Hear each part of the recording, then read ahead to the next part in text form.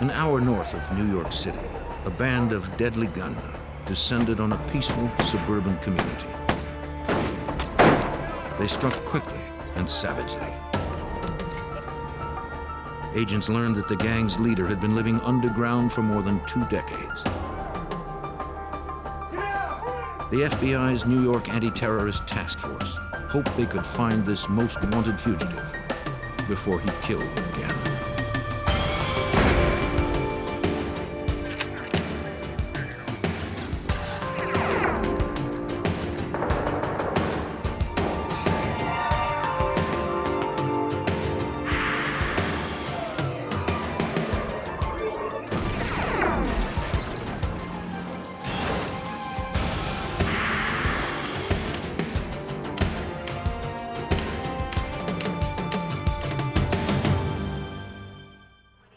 A series of armored car heists and bloody shootouts shocked law enforcement.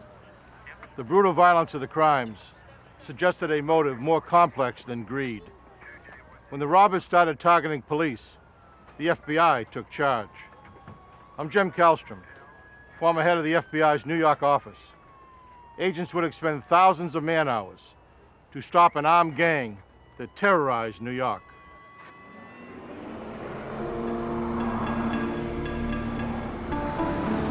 Rockland County, New York, 1981. The burgeoning suburb just 20 miles north of New York City had become a refuge of former city dwellers. Most left their urban homes in pursuit of safer, more affordable neighborhoods for their families. They enjoyed more open space and lower crime rates. The town of Nanuet was typical and drew many people to its new mall. At 3:40, October 20th, 1981, a Brinks armored truck made its regularly scheduled pickup from a retailer. One guard remained in the truck while another watched the doors.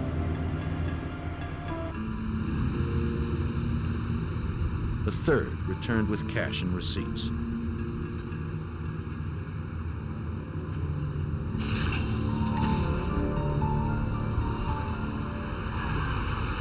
With no warning, a gang of masked men burst out of a red van. One guard was hit in the throat, another was hit in the arm. The gunman then trained their weapons on the driver. He shot back, but the assailant's gunfire was overwhelming. One guard managed to climb into the back of the truck for protection.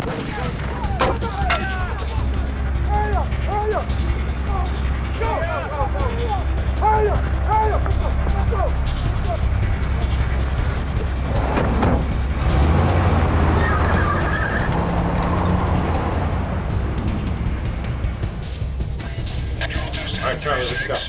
Police Chief Alan Colsey of the South Nyack Grandview Police Department was 5 miles away when he received the call. Officers from other nearby towns were also called, since Nanuet was too small to support its own police force. In October of 1981, when the Brinks case occurred, it was an extremely shocking event for the entire area of Rockland County. For the Nyack community, for the Clarkstown community, this was something that they had never expected to ever see. Clarkstown police and paramedics arrived first. They placed one guard on life support, hoping he would survive the ride to the hospital. Brinks guard Peter Page would never get that chance. A gunshot had severed major arteries in his right shoulder and neck. He died before help arrived. The uninjured driver said though the gunman had worn masks, he believed they were black males. They sped off in a red van. From a deposit log, police learned that $1.6 million was missing. $1.3 million remained in the truck. Chief Colsey received updates as he raced to the crime scene. The first information coming in from the Nanuet scene was that the suspects had been seen escaping in a red van. They were eastbound on Route 59. This would take them along a route adjacent to the New York State Thruway, which leads directly into New York City over the Tappan Zee Bridge. Moments later, a local resident close to the mall reported seeing masked gunmen in a parking lot, transferring sacks and weapons into a small moving truck. The witness told Clarkstown police that the vehicles exited eastbound. Detective Arthur Keenan and 2 other police cruisers were on Route 59, close to the Thruway entrance when they received the update. We proceeded on to Route 59 near the New York State Thruway to see if we would see the getaway vehicle. We went to that area figuring that would be a getaway route. When the officers arrived at the intersection of Mountain View Road and Interstate 87, they noticed a moving truck waiting to turn left onto the Thruway. Keenan ordered 1 patrol unit to block the on-ramp. Then, Detective Keenan received a call about a second moving truck. At that time, there was a radio transmission from the Orangetown police that they had a U-Haul truck heading southbound on Route 304 near the New Jersey line, which was approximately the same distance from the Nanuet Mall as we were. Unsure if the truck on Route 59 was the suspects, Sergeant Edward O'Grady and Detective Keenan blocked the truck. Officers Brian Lennon and Waverly Chip Brown approached the drivers. The suspects were described as being black males. At the intersection, we observed the driver and passenger as being white individuals. Yeah. The woman objected to the shotgun. Sergeant O'Grady directed Lennon to return the gun to the patrol car. They believed they had stopped the wrong truck. On the boulevard westbound. As Lennon secured the gun, the detective inspected the back of the moving truck. Though it didn't appear locked, the back door wouldn't open. He told the couple that he wanted to see what was inside. I couldn't understand why it wouldn't open. I wanted to know what was in the back of the truck. And then instantly, as I was said that, a noise came from the truck. I turned and all the suspects were coming out of the back, shooting. The rounds from the officers' 6-shot revolvers bounced off the bulletproof vests worn by the armed gang.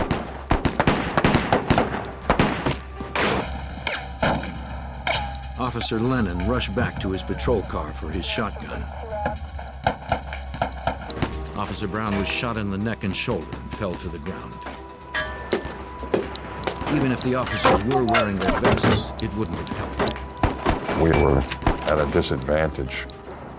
In addition to which, the ammunition that was being used in the M16 was capable of going through vests. As the masked gunman approached, one executed Officer Brown at point-blank range. Detective Keenan was hit in the leg and ran for cover. I was still being fired at. Even after I took cover, I had shots go between my legs. The tree that I was behind took a shot chest high. Officer Lennon had unlocked his shotgun but was taking heavy fire. The gunman rammed the police car, trying to clear it for their escape. It didn't work. Then, 2 cars arrived at the scene. The suspects gathered the money bags and piled into the cars. One suspect never made it to a getaway car. A passing motorist grabbed the woman who had been a passenger in the truck and prevented her escape. He watched the white Oldsmobile and tan Honda speed away. Officers Keenan and Lennon rushed to help their injured colleagues. As the suspects made their getaway, I went to both Waverly Brown and Eddie O'Grady to see if there was anything I could do for them. Waverly Brown and Eddie were both beyond any medical attention that I could administer. Still en route, Chief Alan Colsey's main focus now was to find the fleeing vehicles, but reports were scattered and hard to decipher. It was very, very difficult at this particular time to get a clear, open communication from anyone out in the field back to a desk area because of the number of communications that were literally stepping on one another. As the chief approached the area, he determined that the crime scene didn't need any more personnel or vehicles. He set out to find those responsible. I didn't want to interfere with the emergency response in that area. The road was completely blocked. So knowing that this particular escape route would lead them in a particular direction, I made a U-turn at Mountain View and 59 and traced my steps back. He figured the suspects would travel towards New York City, where there was potential for a greater loss of life. He believed their route would take them along Mountain View Avenue to a T intersection. I figured there was a 50-50 shot that they were either going to go east or west, and that I could cover at least one of those avenues of escape, and went immediately to that area as quickly as I could. In fact, en route to that particular intersection, I observed the suspect vehicles, two of them, at a high rate of speed heading east on Christian Herald Road. The chief followed the cars. He radioed in his position and asked for backup. It was clear to me, based upon the events that had transpired up until that point, that these were extremely dangerous individuals who had no compulsion or no regard for human life and no hesitancy to take the utmost of violent actions against anybody who would stand in their way. Until units arrived, it would be up to him to stop two vehicles that held 6 heavily armed cop killers. After following for a few minutes, the chief noticed that 2 passengers in the Honda had ducked out of sight, perhaps to load guns.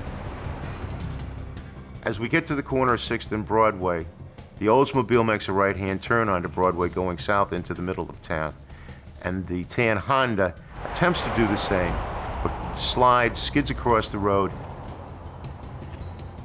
The chief positioned his car between himself and the fugitives. He drew his gun and continued to call for backup, hoping his voice could be heard over the clamor of simultaneous calls. I continually order the suspects out of the vehicle. There's a period of a few seconds where nothing in fact happens. And then the door opens up and I see a female put her feet out onto the roadway and remain seated in the front seat of the car. The chief repeated his commands to exit the vehicle with their hands in the air. The woman then began to reach behind the seat, perhaps for a gun. Then a second occupant walked towards the officer wearing a bulletproof vest. Despite my repeated orders to the contrary, one of the suspects came walking up towards me. The female was attempting to reach around and get something which I immediately assumed to be a weapon. The chief was outnumbered, and neither of the suspects obeyed his orders. He made one more desperate call for backup. Driver! On October 20th, 1981, the Nyack, New York police chief had stopped one of 2 getaway cars filled with suspects from an armored car robbery that had left 3 dead and 2 wounded. As he continued to call for backup, one suspect reached behind her seat. Another approached the chief wearing a bulletproof vest. He was outnumbered, and neither of the suspects obeyed his orders. As the chief made one last desperate radio call, backup arrived. What do you got? Got 2, got 1 in the back seat. All right, get on the ground, face down, on the ground, get on the ground, face down. They secured the scene and pulled a 3rd suspect from the back seat. Police believed that he had been an armed lookout for the other 2, but was injured and dropped his weapon when their getaway car careened out of control. Police searched the car. In the trunk, they recovered sacks that held in excess of $1 million. Under the front seat, they found a loaded 9mm pistol, the weapon the woman had likely been reaching for. Thousands attended the funeral for the officers slain at the October 20th shootout. The entire community shared the grief felt by Detective Arthur Keenan at the loss of his colleagues. The death of my two friends, Chipper Brown and Eddie O'Grady, definitely affected my life from that point forward.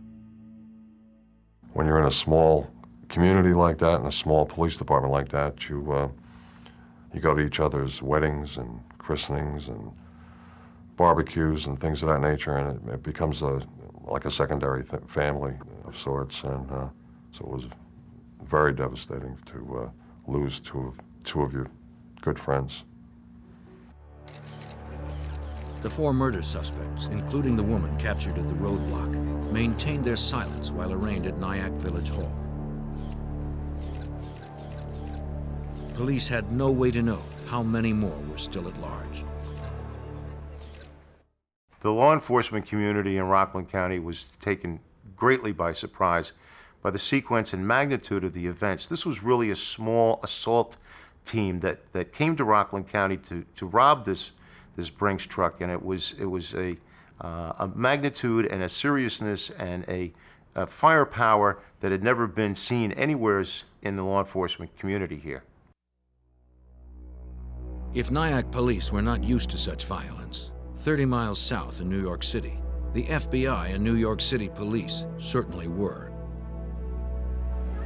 The New York Joint Terrorism Task Force had already been investigating a series of armored car heists throughout the region that had been executed in a similar fashion.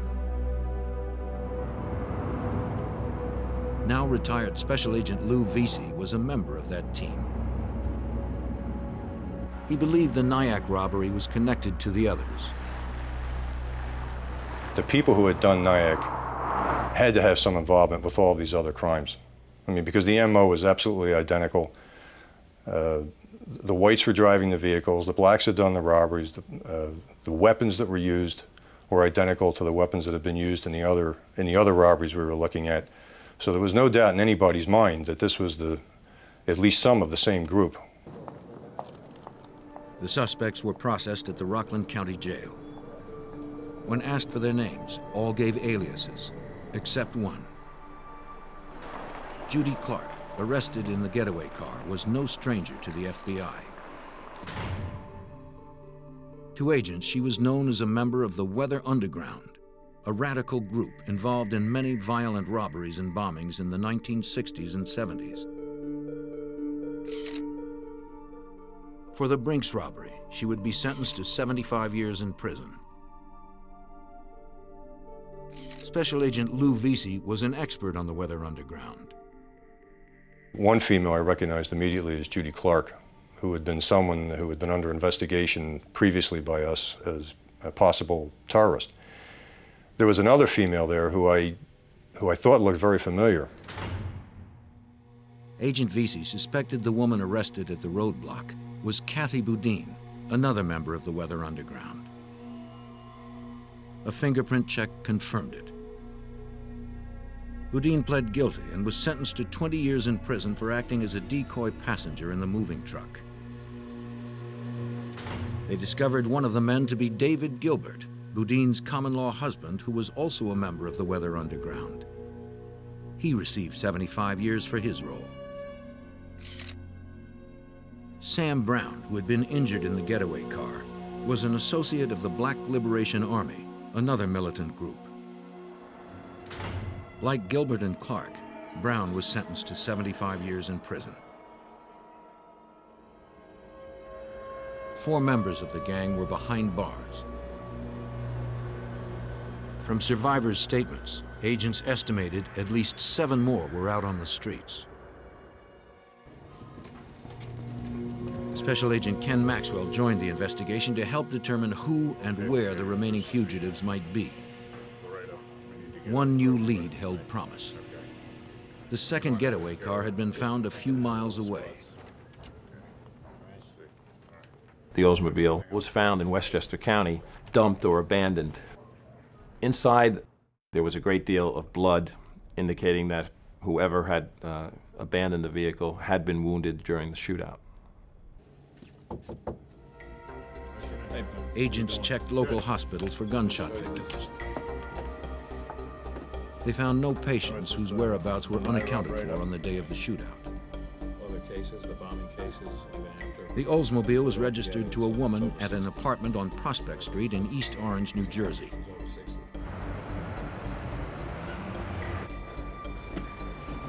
They suspected that the armed fugitives had taken refuge there.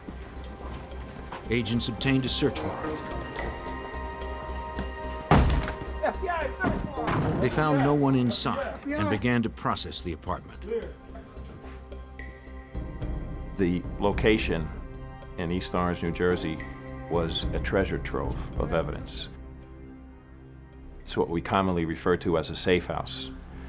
Inside that safe house, the New Jersey State Police and the FBI located a tremendous amount of documentary evidence indicating other safe houses, other vehicles used by these subjects, and also photographs and other forms of identification that began to unravel the mystery as to who was involved. One key name investigators discovered on rent receipts was the legal name of the tenant, Marilyn Jean Buck. The FBI knew her name and history. She was a known operative of the Black Liberation Army and its only white member. Well, Marilyn Buck had a long history of her involvement with radical politics, if you will. At the time of the robbery, she was a fugitive who had gone underground and was wanted on weapons charges. What is that? Agents also found a bomb-making manual, diagrams of 6 police precincts, and a hit list naming civic and business leaders. They turned up more false IDs, disguises, a shotgun, 2 9mm pistols, and ammunition. A ledger with detailed notes made in Marilyn Buck's handwriting revealed the group's illicit activities. It listed dates and expenditures for rental cars, guns, ammunition, and illegal drugs. As investigators sifted through the evidence, they began to encounter a problem that would plague them throughout this complex case, according to Agent Lou Vesey. I think the real difficulty is just the sheer bulk of information and evidence. Numerous pieces of evidence from numerous crime scenes, individuals who constantly used aliases, false identification, had safe houses. You had to figure out who was who. Was that person identical to a person with a different name, but a same physical description in another safe house? It was a gigantic jigsaw puzzle, and sometimes you didn't think you had all the pieces.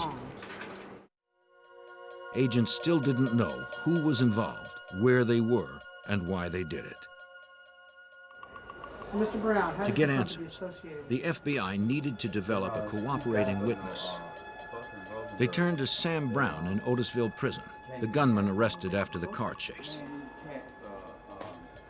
He was a low-level associate of the Black Liberation Army. Brown cooperated in the hopes that his sentence would be lightened. Sam Brown was the only one who decided to talk to the investigators.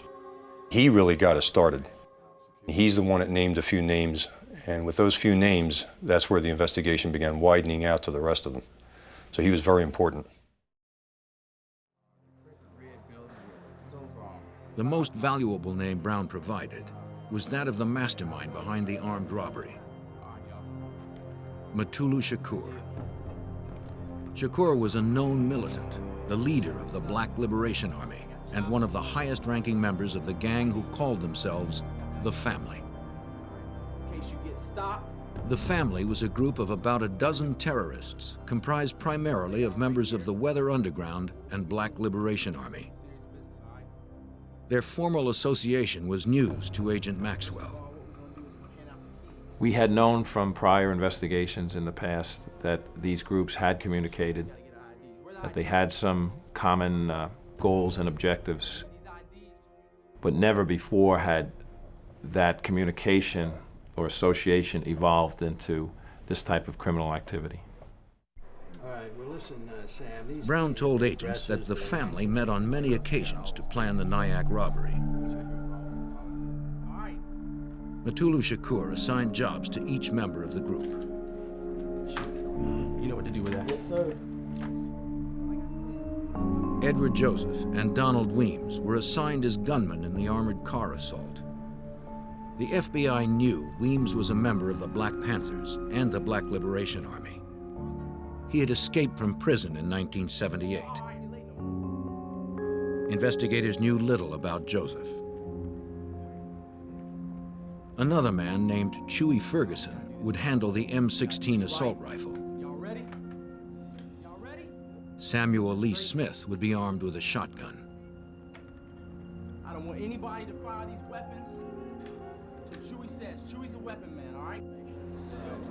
Brown didn't know the names of the others, but provided agents with physical descriptions. Agents put out APBs for the 5 names given, which included Samuel Lee Smith.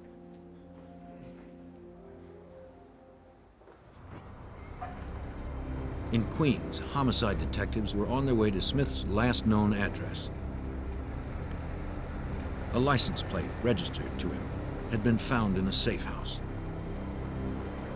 As one detective drove down Smith Street, he passed a driver who fit the suspect's description. The detective called for a marked unit to stop him. When the man saw the lights, he took off.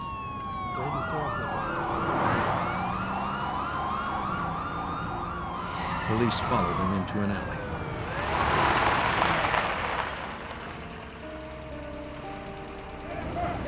Put your hands out the window. Use your left hand to open the door. Step out of the vehicle. Step out of the car. You step out of the car. Keep out of the car. Step out of the car. Keep your hands back. For the 3rd time in as many days, an armed member of the family had opened fire on uniformed officers.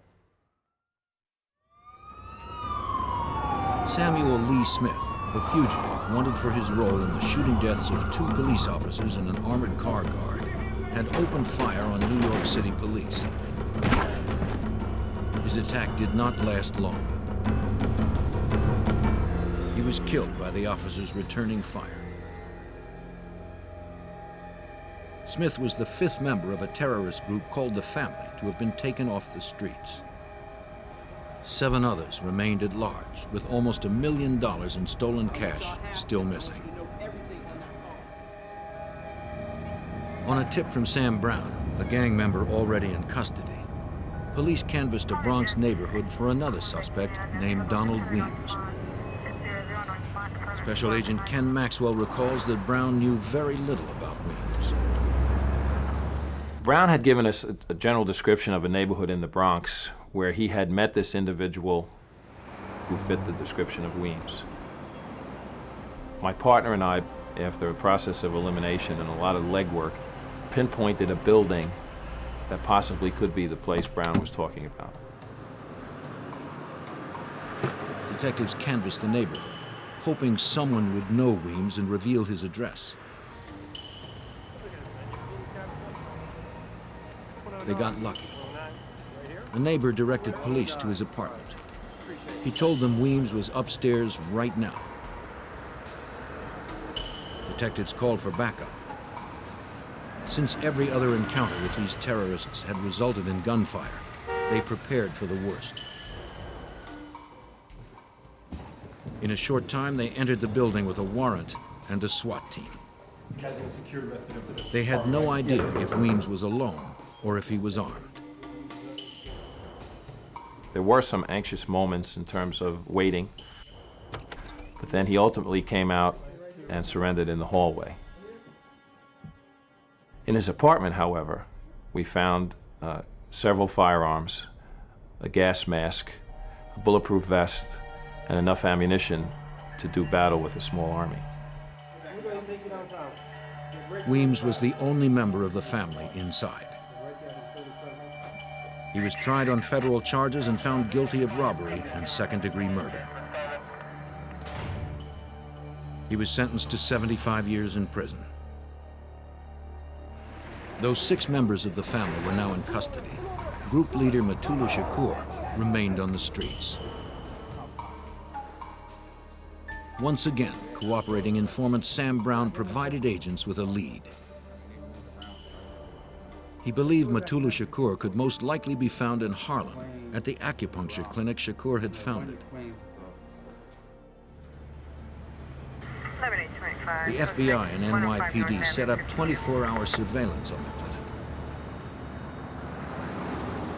We utilized agents and detectives of diverse ethnic backgrounds to do our best to blend into certain neighborhoods. We knew from both experience and also recognizing the intelligence and versatility of this group that we had to be particularly discreet in surveilling these individuals. Agents watched and listened for months. Though Shakur never showed, they noted several others who came and went quite often. Agents hoped they would eventually lead them to Shakur.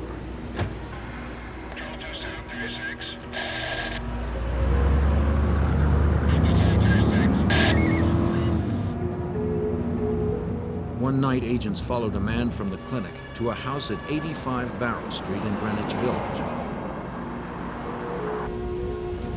They learned the house was rented to Edward Joseph, one of the suspects named by informant Sam Brown in the Nyack robbery and shootout. They suspected Shakur was hiding there. They were right. Their months of perseverance had paid off. A federal judge authorized a Title III. This permitted agents to set up wiretaps and bugs. Shakur and Joseph must have suspected the FBI's presence, since they often turned up the TV when they talked. Despite this, agents were able to pick up snippets of incriminating conversations, including a discussion of killing informant Sam Brown.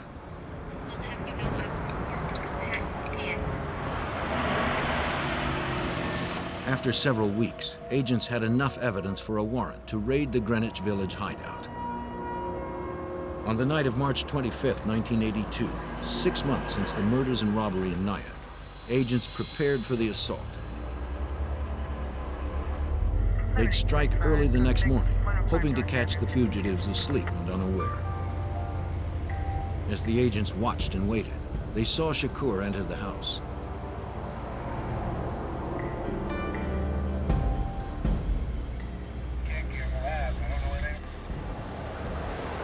At dawn, 2 SWAT teams arrived. One team entered through the front door. The other covered the fire escape and back.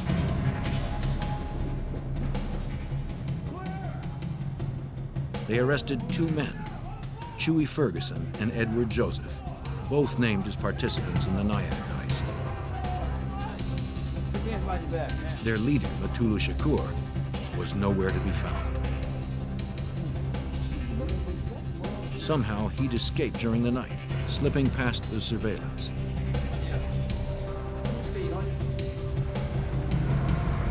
Ferguson and Joseph were convicted on federal charges as accessories for harboring a fugitive, though they were acquitted of murder charges stemming from the Nyack shootings.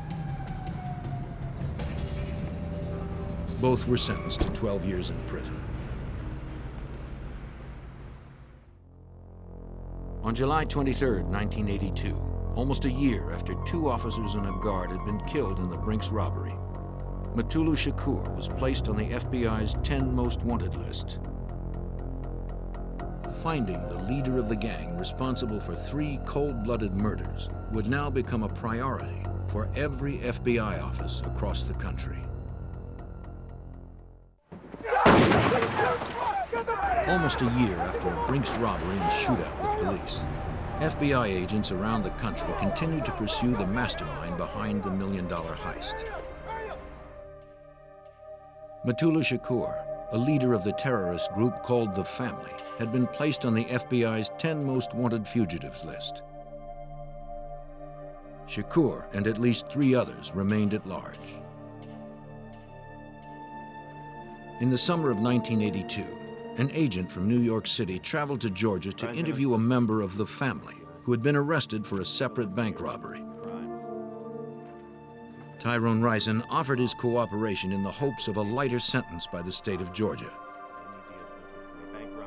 Though he claimed that he was not present when the armored car was robbed in Nyack, New York, he confessed to having helped plan the job that left a Brinks guard and 2 police officers dead.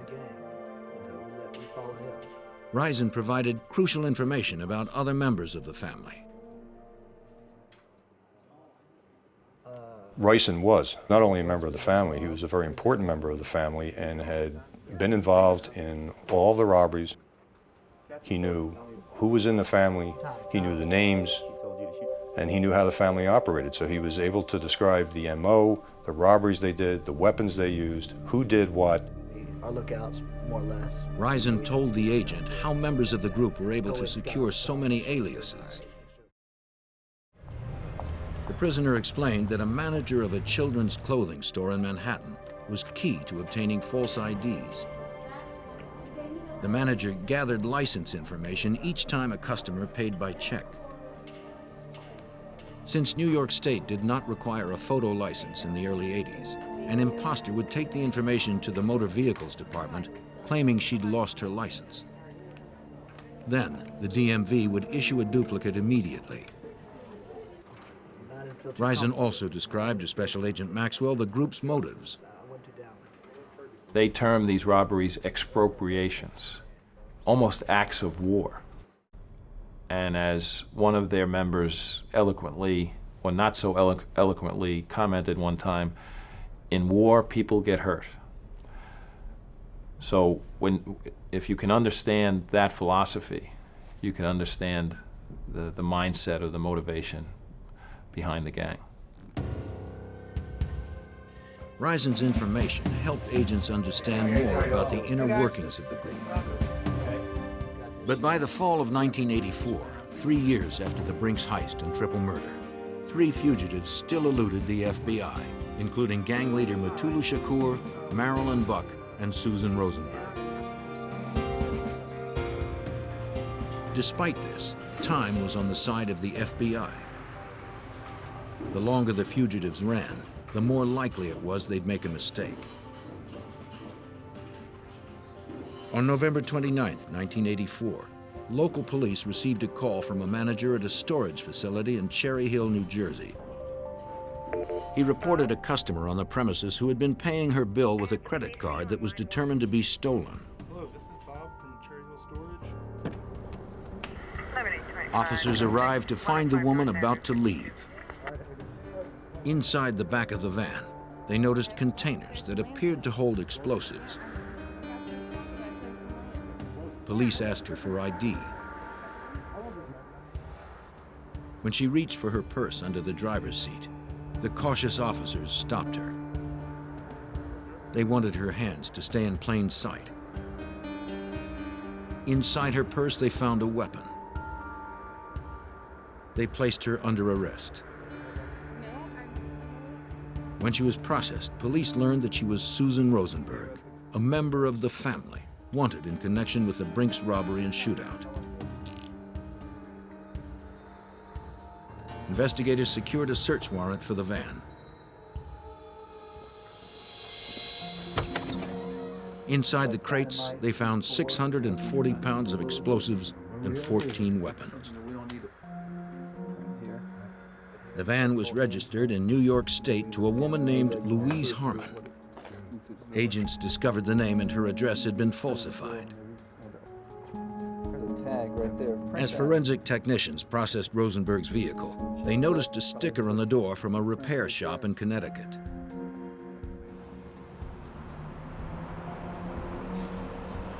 Agents located the New Haven repair shop where the vehicle had been serviced. They hoped the owner would remember the persons who had brought the van in. They showed the owner several photographs of women who were known associates of the family. The woman he identified was Marilyn Jean Buck, one of 2 remaining fugitives in the Brinks robbery and shootout. While Buck had not used her real name on the vehicle's paperwork, she listed an address in Dobbs Ferry, New York on the repair bill.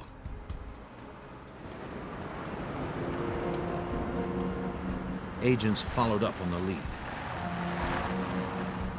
They determined that Buck was in Dobbs Ferry and set up surveillance, but she eluded them for months. Then on May 11th, 1985, they finally cornered her outside a diner and arrested her. Buck denied knowing Mutulu Shakur or having any connection to the Brinks robbery and shootout 4 years before. Have a weapon up against the car. But a federal trial would prove differently. Buck was sentenced to 50 years in prison without the possibility of parole. She was extremely important in the planning of the robberies and in the procurement of the weapons, as it turns out. A lot of the weapons that the family had, she obtained in gun shows in Texas, buying them under phony names. Now, only one known suspect in the Nyack robbery and shootout remained: terrorist leader Mutulu Shakur. Do you happen to see anybody with him? Agents searched a Baltimore apartment rented by Buck, hoping for a lead to Shakur's whereabouts. They discovered paraphernalia for making false identity papers, wigs likely used in disguises, plans to bomb federal offices, and $10,000 in cash. Searchers also found guns and ammunition stashed in various locations throughout the apartment. Looks like another handgun. Then, scrawled on a piece of paper, agents came across what they'd been hoping for: evidence of Mutulu Shakur's whereabouts. It listed a phone number in Los Angeles. Special Agent David Mitchell spearheaded the search for Shakur. He contacted the FBI Los Angeles field office to have agents follow up the lead. Special Agent Dana Ingalls in the Los Angeles office advised me that he had interviewed an individual that had established that Shakur had in fact been residing in Los Angeles. Shakur had eluded authorities in a nationwide manhunt for over 5 years. Agents hoped that this time they could corner him and bring down the leader of the terrorist gang responsible for killing 1 armored car guard and 2 police officers. The FBI and NYPD were closing in on Mutulu Shakur, the elusive criminal believed to have masterminded a deadly Brinks robbery and shootout. Special Agent David Mitchell had tracked Shakur to LA, where the terrorist leader remained 1 step ahead. There were a number of challenges. Shakur was working with a group of individuals that were closely aligned to each other. They had a support network. The investigators all assigned to this investigation were having a difficult time getting individuals to cooperate. After many weeks, investigators were finally able to convince an informant to tell what he knew about the fugitive's whereabouts. He said he didn't know where Shakur was hiding, but he identified a man by the name of Chapman, known to be close to Shakur.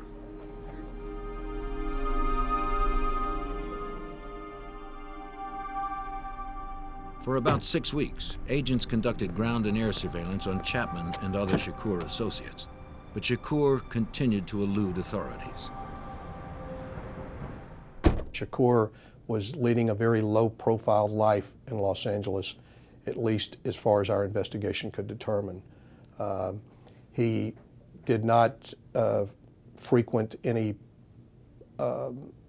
locations or areas where he could be identified, and we virtually knew very little about his activity at that time. As the surveillance continued, Mitchell and the other investigators tried to find a pattern to the moves Shakur's associates made to hide him around the city. They pored over apartment rental records and other documents, but learned little. Then on February 11th, 1986, their confidential informant called.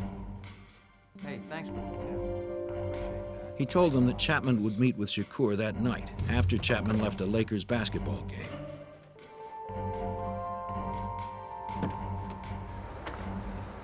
Investigators located his car and waited for him to leave the forum.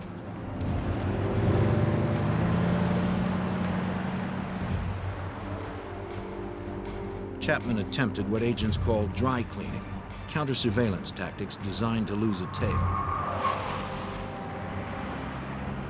He wove through the streets, turning and changing direction. Police stayed with him, not knowing if Chapman had seen them.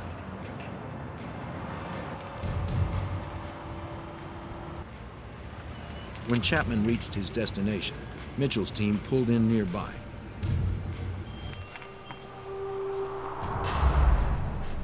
Chapman approached a man they believed was Shakur.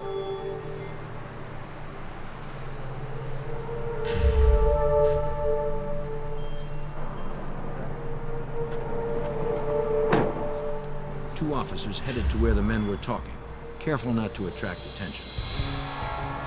When Shakur saw them, he took off on foot.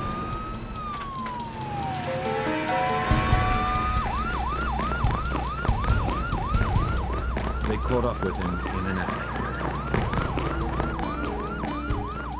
The arrest of this violent revolutionary closed a 5-year nationwide manhunt. When Shakur was arrested, it was apparent to those officers and agents involved in the arrest that he was tired, and it was late in the evening. He was transported to the Los Angeles FBI office where Agent Ingalls and I attempted to interview him. Shakur declined to furnish any statement to us during this interview and was subsequently removed back to New York City to face the charges. In the spring of 1986, Shakur was tried on federal charges related to the Brinks robbery and shootout. He was sentenced to 60 years in prison without the possibility of parole.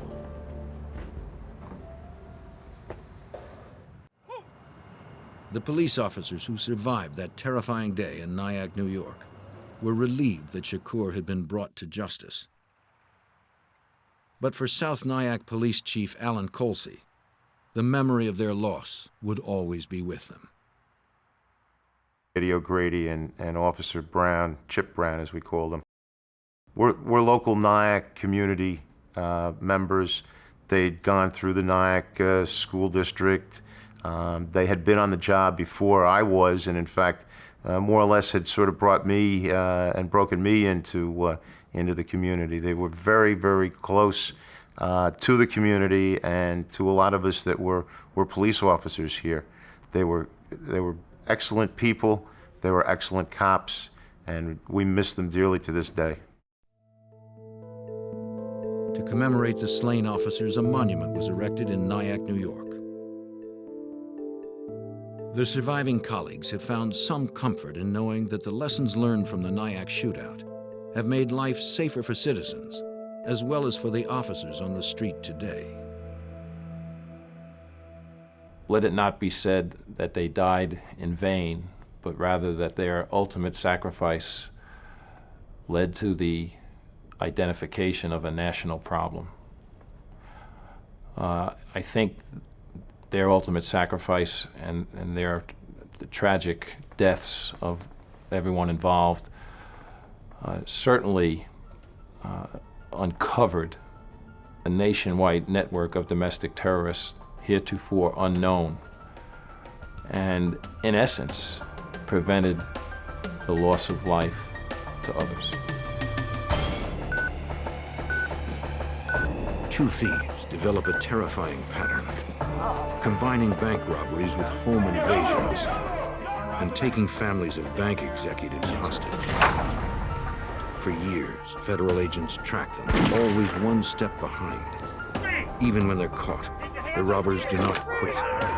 An ingenious escape sends the fugitives on another crime spree, with the FBI once again on their trail.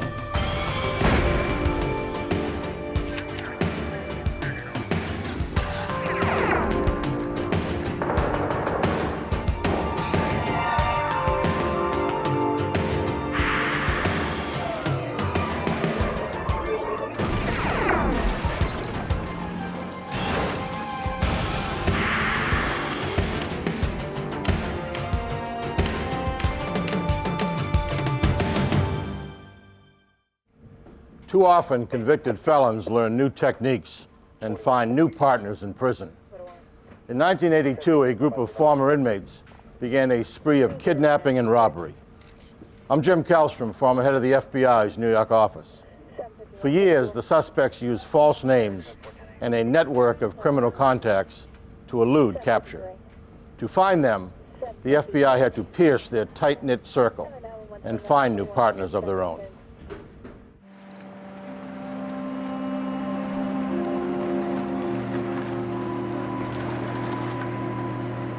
On December 28, 1982,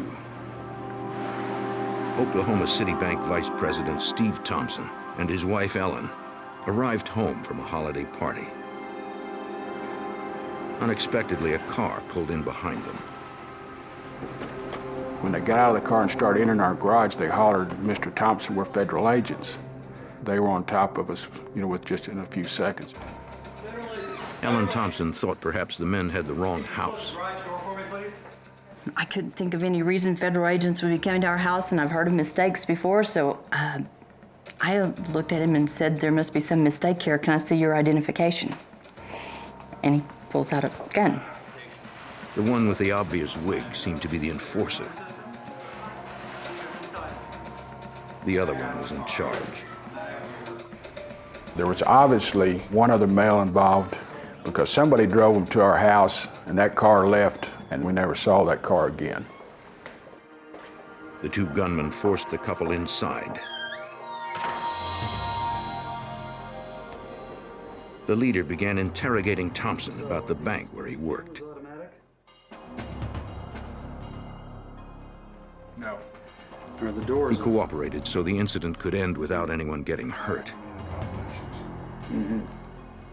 Thompson answered some questions about the bank's complex security system, but he knew the safety of his employees came first.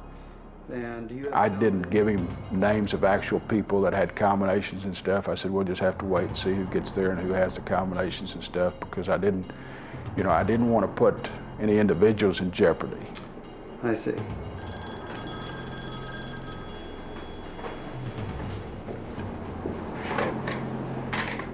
Hello. A man called to speak with the gunman. Yeah. Uh-huh. It sounded like they were finalizing plans for a robbery the next day. Well, call me back at 6:30. The leader warned Thompson to follow his orders exactly. Okay. He was trying to make a point with me, and he said, if anybody sets off the alarms tomorrow, if anything goes wrong and the police come, he said, I'm going to kill the police. Tell me. He made the comment at that point. He said, I'm not going back to the penitentiary.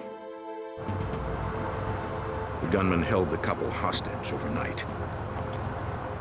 An hour before dawn, they forced the Thompsons to drive them to the bank. Woman? At 9 a.m., they waited for employees to arrive. She's wearing a black dress, floral print. They had someone stationed outside as a lookout. She's coming in the front door. During the robbery, one person was in contact with somebody by phone the whole time. And they were able to give him detail as far as how many people were coming to the front door. The gunman knew only certain employees had access to the multi-layered security system. We had armed visitors this morning, but if everybody cooperates, we'll be okay. Ma'am, I need to know, do you have the combination to the safe? No. I need you to come with me. Those without codes or combinations were shoved into a bathroom holding area. What's going on? Blonde, tall,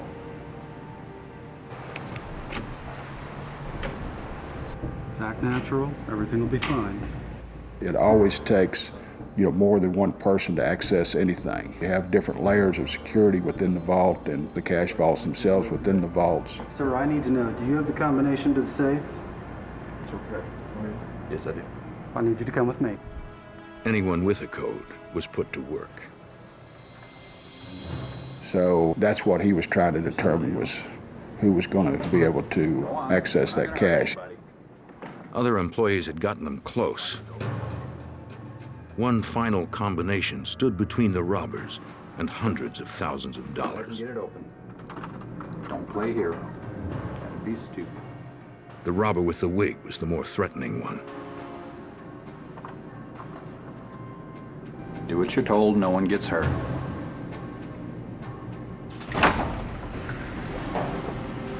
Good, now get in there and fill them up.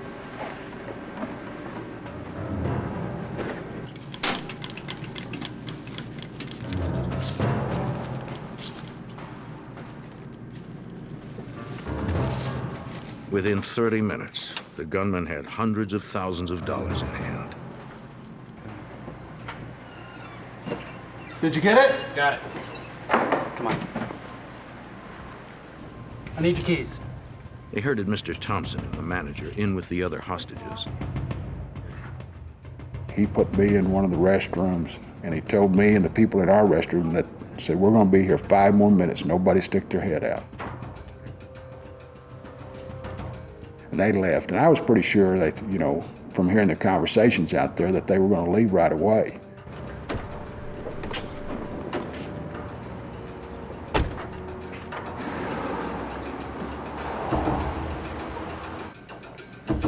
No, wait. So I probably waited, probably a minute and a half before I came out.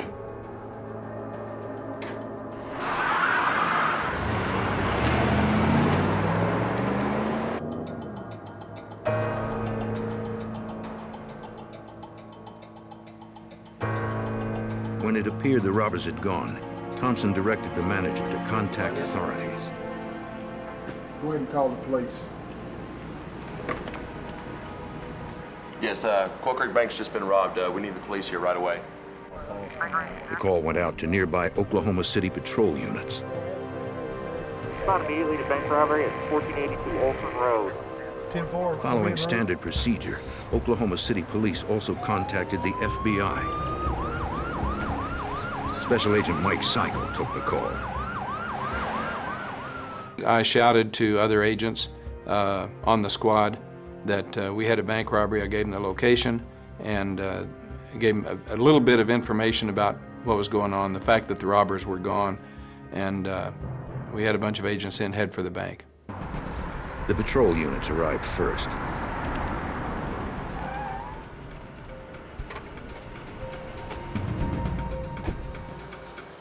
They approached quietly and cleared the bank, making sure no gunmen were still inside.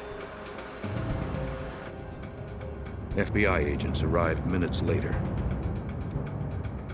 The Hobbs Act, enacted in 1946 to protect federally insured depositors, makes bank robberies the jurisdiction of the FBI. It meant a nationwide police force would investigate the crime and go after the robbers. The Thompsons described the ordeal that began in their home the night before. So no one was hurt. Didn't have anybody hurt.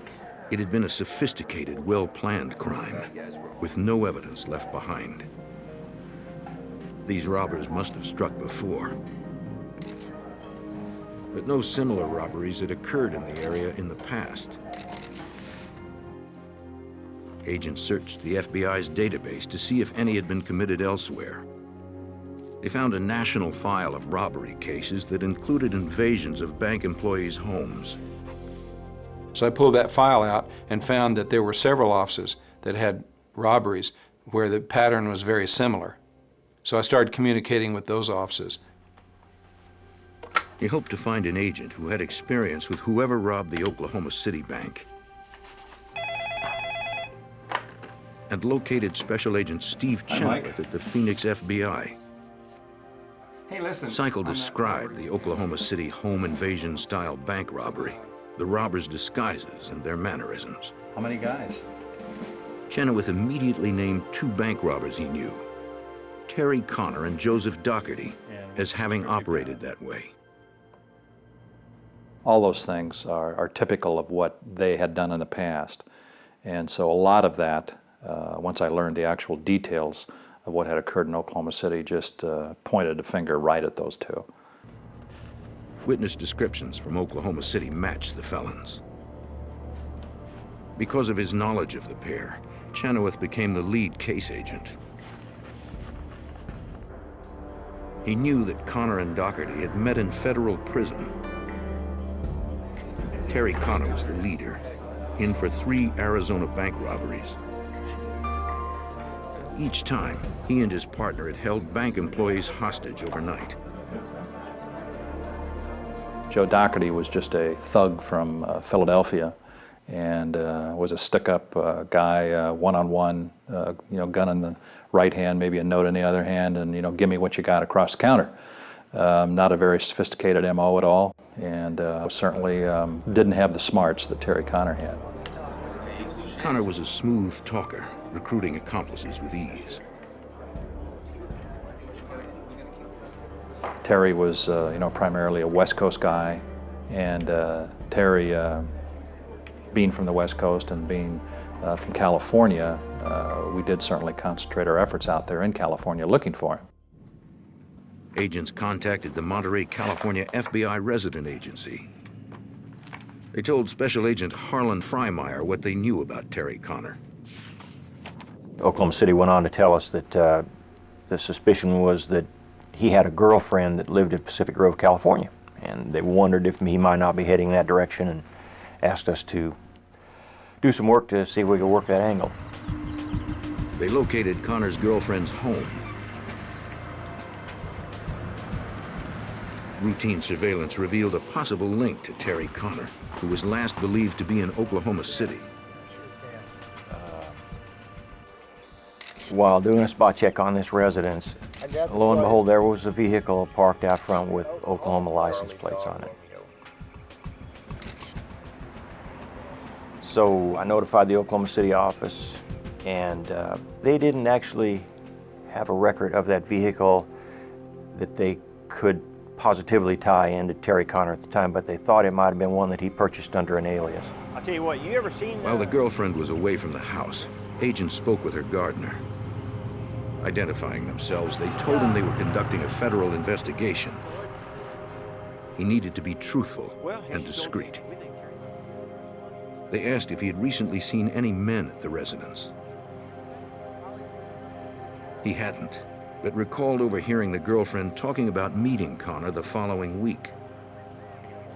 The information I got was specific enough that we knew that on a given day, Terry Connor was going to meet somewhere with his girlfriend, and so I felt at that point in time that we were very close to Terry Connor. Agents followed Connor's girlfriend for days, learning that she drove several different cars. They placed tracking devices on each of them. With receivers in FBI cars and airplanes, they tracked her whenever she drove. But on the day she was to meet Connor, the signal faded. Once we lost the vehicle, we were spreading our vehicles out in all sorts of directions trying to locate the signal. And we had an airplane assisting us that day, and the airplane gave us the signal out on the highway, and we picked her up again. Agents traveled toward the location of the recaptured signal. When they spotted the car, it was parked in front of a restaurant. There was no sign of the girlfriend or Terry Connor or anybody else that was associated with the car, so we made a plan right then to establish full-time coverage on the car until something happened. Roger that. Stand down. All right, guys, we're still in stand down mode. Stand down. A SWAT team waited, watching for any sign of the suspect.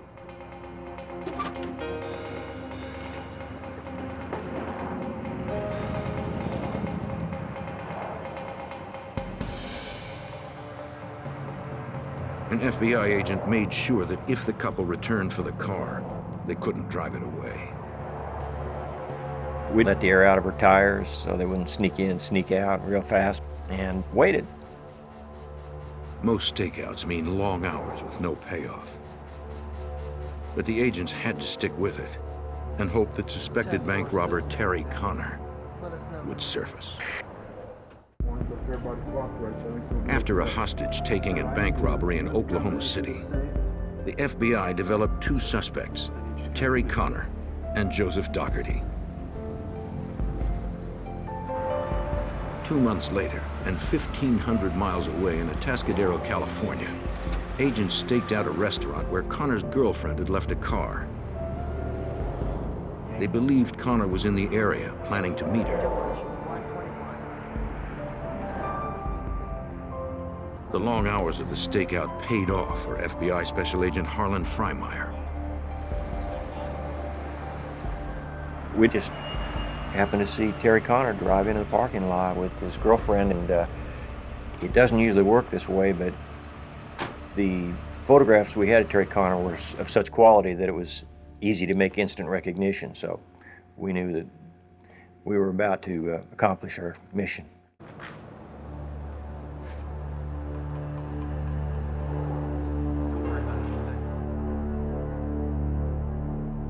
Let's go. The suspect was known to carry weapons, so a tactical arrest team took the lead.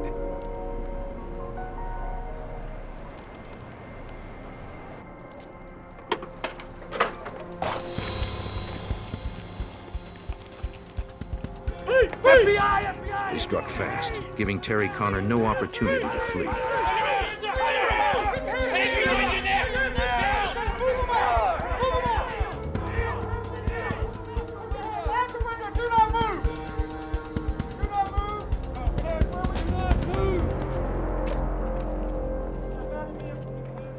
The girlfriend was questioned, then released after investigators determined she was not involved in Connor's crimes. Give me your left hand. Agents then discovered an unexpected benefit to deflating the tire of the girlfriend's car. By the time we got to the point where we were making our arrest, he had already popped the trunk on his car. And of course, without a search warrant, we couldn't have gotten in there if he hadn't popped it for us.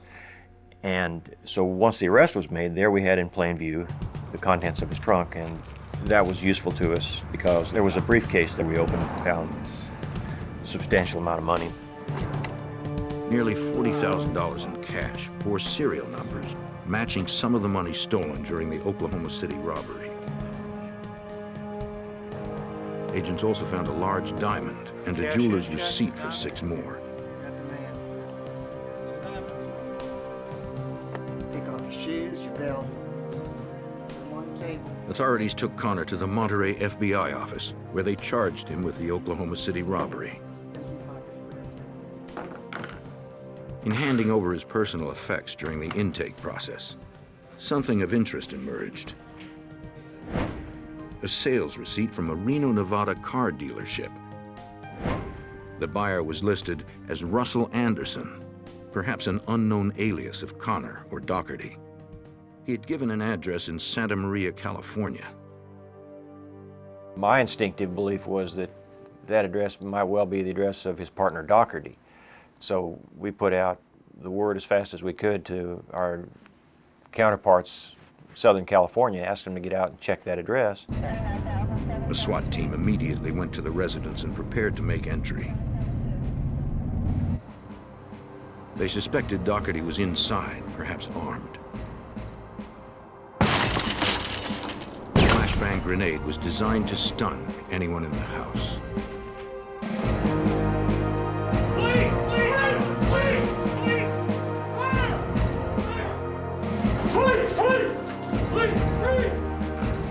By the time they got there, whoever had been occupying that address was gone. I fear that possibly they were alerted by Terry Connor in the book-in process when he was given his phone call.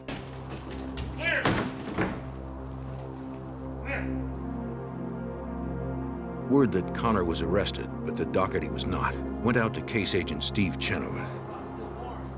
Even though we're looking for two, we're certainly willing to take one. And the fact that we didn't find Joe there was a little disappointing, but also the fact that we did find Terry Connor meant that we had solved half of that equation, and we just had to up the ante to find Joe. Chenoweth knew Joe Doherty would keep robbing banks using the method taught him by Connor. But without Terry Connor controlling him, Doherty was a loose cannon, now more dangerous than ever. Terry was the brains. Terry was the guy that made most of the decisions. And now you're putting Joe, who is more prone to violence than Terry was, basically in a leadership role. If he should fly off the handle, there might not be anybody there to calm him down. For 8 months, there was no sign of Doherty anywhere. Then, in Phoenix, on the night before the busiest shopping day of the year, when banks are stocked up with cash, the vice president of a large area bank returned home with his family from a Thanksgiving dinner with relatives. What happened? It appeared their home had been burglarized. But the intruders hadn't left.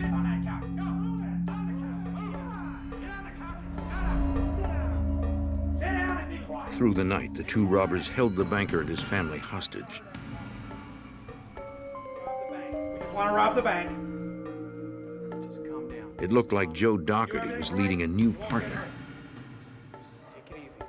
And now that he was in charge, Do you understand? anything could happen.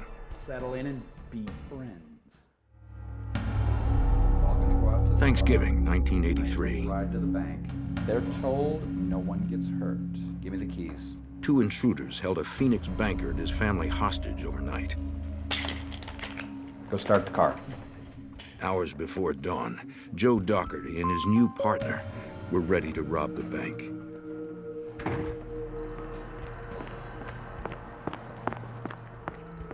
They would use the banker's car for transportation and his children for collateral.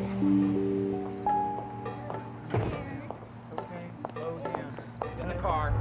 Go. We are. Come on, get in the car. Doherty never put down his weapon. Remember, I've got the gun on your wife. Get in the car. In less than 2 hours, they would drive to the bank, empty its vault, and escape with $270,000 cash, leaving the family frightened but unharmed. What's the address? The heist was in the home city of the lead case agent on Doherty's trail. Okay, put it out to all agents. When Steve Chenoweth learned of the crime, he believed he knew who had done it. Thanks. My first thought right away is Joe Doherty, but didn't know the answer to that until I started talking to the victims to get an actual physical description.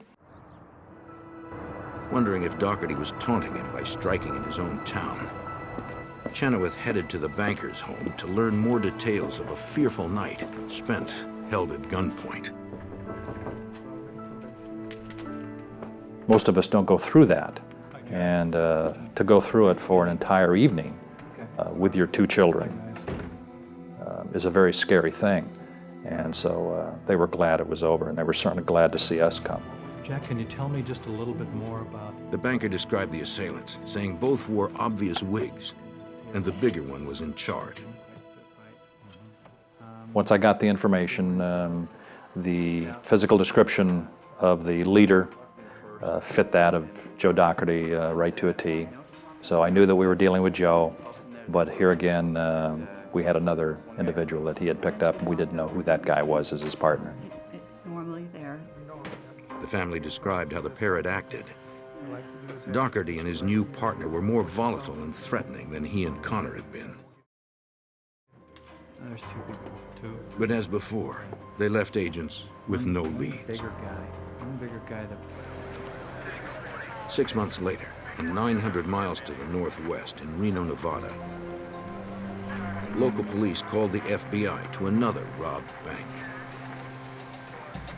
Once again, the heist was preceded by a hostage-taking the night before. But this time, the level of violence had increased.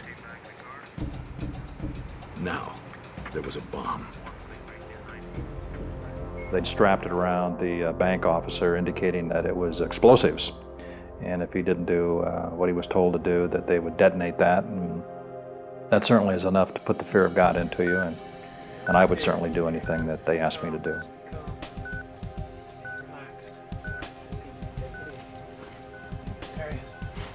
I want to stay with him. I might right outside, Bob.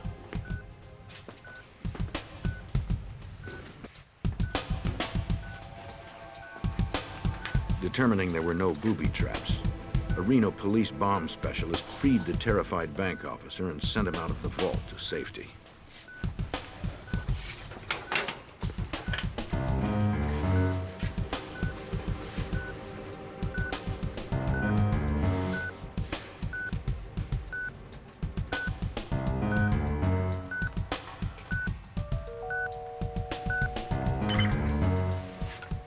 The expert cut off the power supply, though he later determined the device was a fake.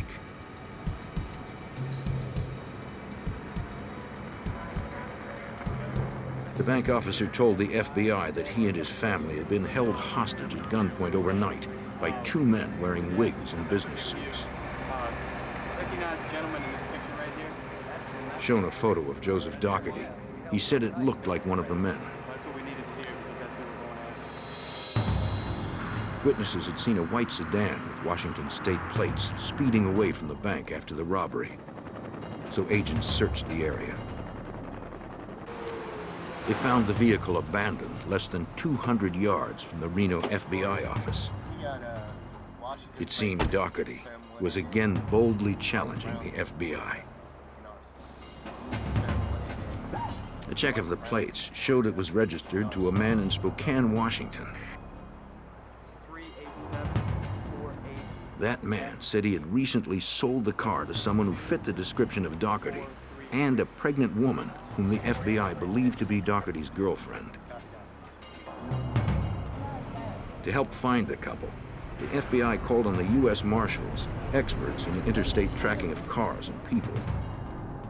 United States Marshal Denny Barrand believed the cars Dougherty used would be the key to finding him. As fugitives, Joseph Dougherty was very smart. He changed cars like some people change socks. He would buy cars, sell them back to the original owners, sell them to a used car lot. Marshals painstakingly followed a complex trail of cars and aliases, and eventually got a break. They discovered a car accident report linking one of Dougherty's aliases to an address in Idaho. Hi there. Since the house appeared to be abandoned, the marshals interviewed neighbors. Yeah, this One woman immediately recognized the robber, though she only knew him by his alias. She said he had the peculiar habit of shooting pistols in his backyard. baby. And about a week ago, though, they packed up and moved away. She told the marshals that he, his girlfriend, and their newborn child had recently moved out. Okay, go ahead. Securing a subpoena for moving truck rental records in the area. Okay. Marshals determined Dougherty's girlfriend had rented one under a false name and had driven it to I'll Colorado. check on that before it leaves. Good. The rental company gave authorities her destination. A house in the mountains outside Denver. FBI agents and U.S. Marshals watched from the cover of the woods surrounding the house.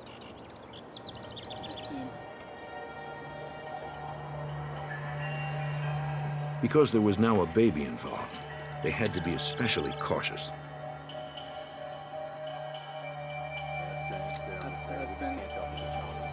At one point, they observed the girlfriend leaving the house with another man.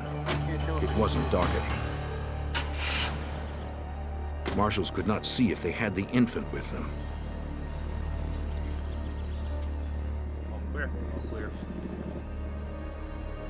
Other marshals followed the two into town and watched them enter a store without the baby. I said, go to the car is parked in the shopping mall parking lot and look inside and see if they left the baby inside the car.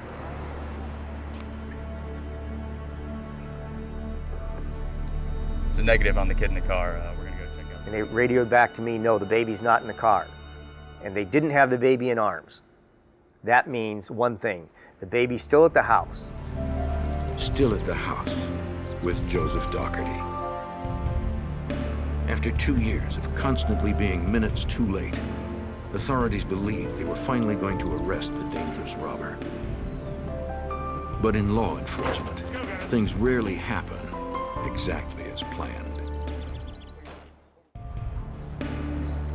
2 years after Terry Connor and Joseph Dougherty robbed an Oklahoma City bank, Connor had been captured, convicted of armed bank robbery, and sentenced to 25 years. The FBI believed his partner, Joseph Dougherty, had continued a spree of hostage-taking and bank robbery, but that they finally had him cornered in a Colorado house. Earlier that day, they had arrested the fugitive's girlfriend and a male associate. The girlfriend confirmed that Dougherty and their infant child were still inside the house, and that Dougherty was armed. Okay, y'all got that? There's a small child in there? Yes, sir. Okay, do not fire except from his order. Got it. You ready? Right. Set up the front. A SWAT team fanned out in stations around the house.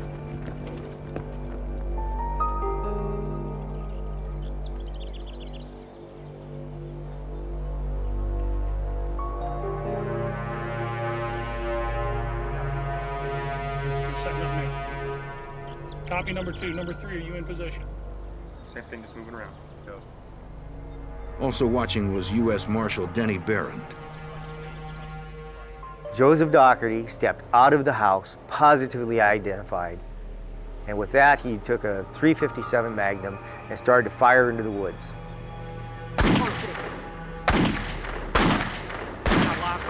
But it didn't look like Dougherty was firing at the agents. The SWAT team had to keep cool. Guys, hunker down. If you're not in danger, don't return fire. Don't return fire unless you're being threatened. The marshals recalled the neighbor in Idaho who had said Dougherty often fired random shots in his backyard.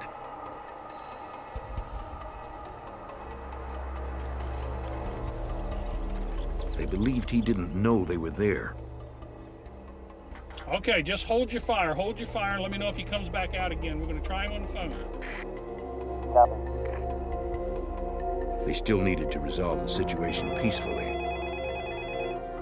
An FBI negotiator placed a call to the house. Hello? This is the FBI. We have you surrounded. The negotiator, he said, I established contact, but the person is hung up. It was answered by a male, but he hung up. Got it. The well-trained snipers had several possible shots at the fugitive, but they held off. We had to consider, of course, the safety of the baby. We had to consider the safety of other people that might be in the home that we didn't know about. They've seen him go past the window several times. You see the baby? Has anybody caught sight of the child? Anybody seen the child? Still, they had to be ready if Dougherty started firing at them. So again, try to get him on the phone. Stand by, be ready. The negotiator called the house again.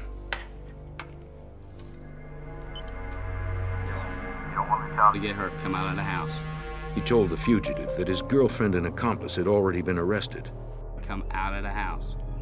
And asked Dougherty to consider his child's safety and surrender peacefully. He hung up. All right, guys, he hung up. Let's move in. Move to the front now.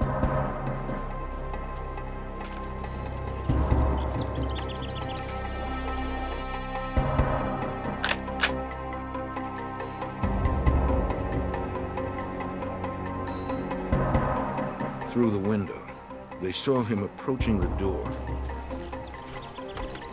Freeze! Put your hands in your hands now! Put your hands where you see your hands! Turn around! Back up on my command! Back up now! Back up! Come on, hands up! Come on! On the ground! Now! All the way, flat down! Arms out! All the way down! Copy! He was arrested without a struggle.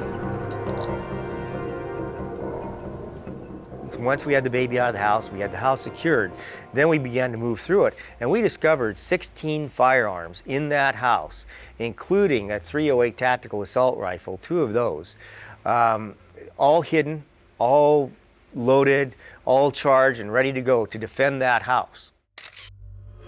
Doherty was charged and held for trial in Oklahoma. Almost a year and a half later, on June 19, 1985, 2 U.S. Marshals were transporting Terry Conner and Joseph Doherty to an Oklahoma City courthouse. I guess, sure. Doherty was facing the first of 4 trials, this one for the bank robbery and hostage-taking in Oklahoma City 3 years earlier. He had subpoenaed his partner, Terry Conner, as a witness. On a rural road, they made their move. With smuggled jailhouse contraband, a handcuff key and a razor blade.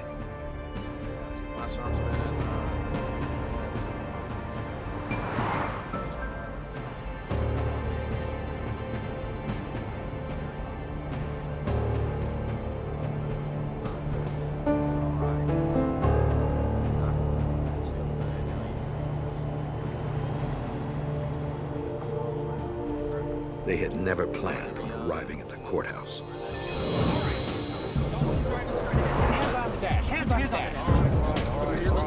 They took the marshal's guns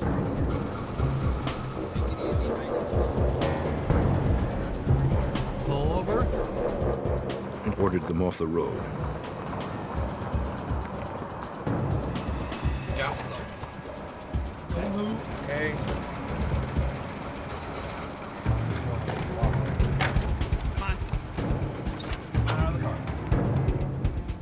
They marched the lawman into the woods.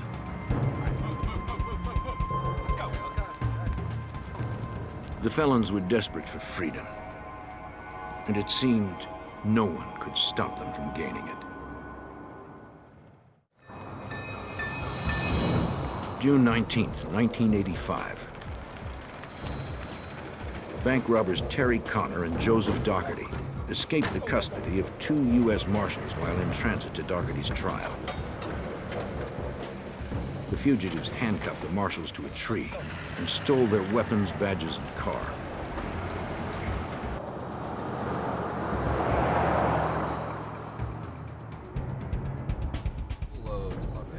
They were mobile, armed, and for now, no one knew they were back on the run. Nothing happened. Good. Stop that. Truck stop. They had a 15-minute head start before the Marshals managed to free themselves and report the escape. At the U.S. courthouse in Oklahoma City, Special Agent Steve Chenoweth was shocked when he heard the news. My initial thought was, this can't happen. When you put so much time and effort into a case like this over a period of years, and to have it just kind of disappear in a flash, in a moment's notice, it's a real severe letdown. Bank surveillance videos captured Conner and Doherty's next crimes. 2 small-scale bank robberies in St. Louis. Agents believed they'd needed some quick cash before getting back to their regular routine. Initially, after the escape and after the fact that they had held up both banks there in St. Louis and had about $30,000 cash, we knew that they were going to be coming back out and striking again at a bank officer and his family. We knew that there was a high potential for kidnapping. We knew that the propensity for violence was great. 2 months later, police in West Allis, Wisconsin, received a bank robbery call. This is Sherry. How may I help you? You're at what bank? And the address, please?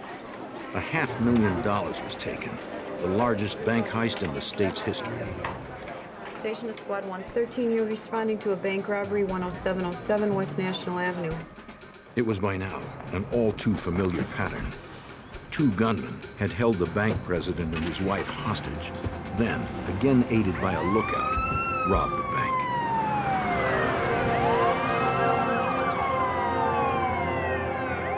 Fingerprints placed Connor and Doherty at the scene. Local police called the Wisconsin FBI. Special Agent Dan Kraft was assigned the case. Reading witness statements, he saw that the fugitives were bolder than ever, no longer even using disguises. They did nothing to conceal their identity. They didn't do anything to really help by saying their names, but Terry Connor did mention to the bank president's wife, he said, the FBI is going to know who we are. Because of the continuing danger Connor and Doherty posed, both were placed on the FBI's 10 most wanted fugitives list. Media coverage drew many leads.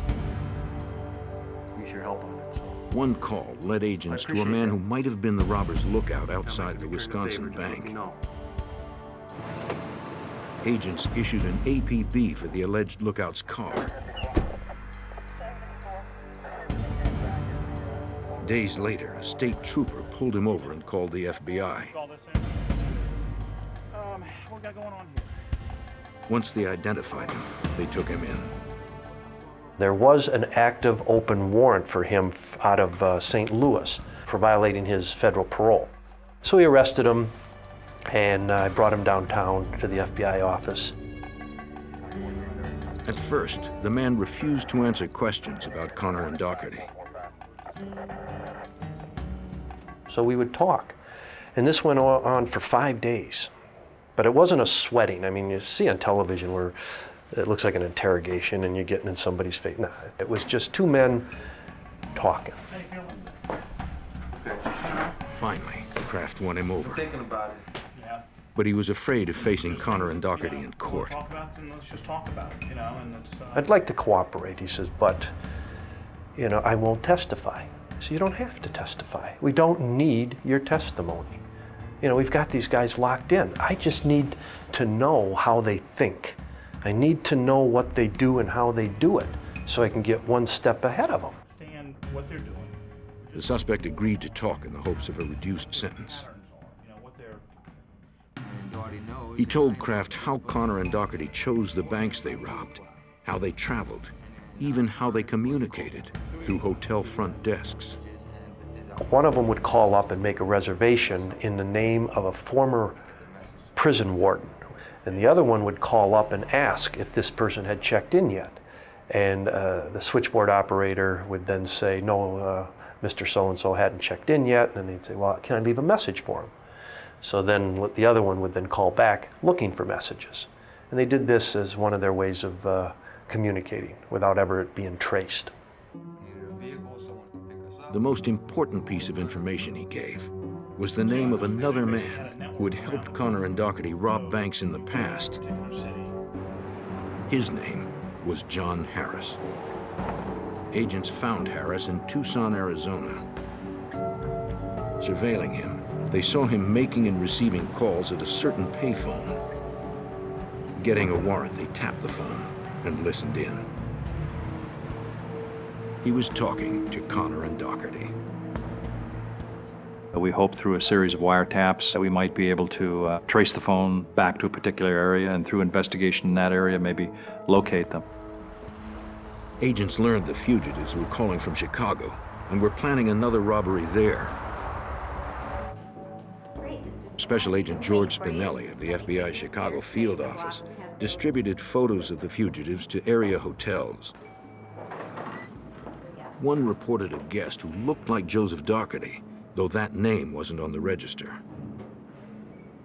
As I looked at the register, I looked down and I did see an alias that Connor had used in the past. At that point, I thought possibly we had two top 10 fugitives at this hotel. Case agent Steve Chenoweth immediately flew to Chicago, joining the other agents at the hotel. The guest who looked like Doherty appeared to have checked out. How about a vehicle? No vehicles yet either.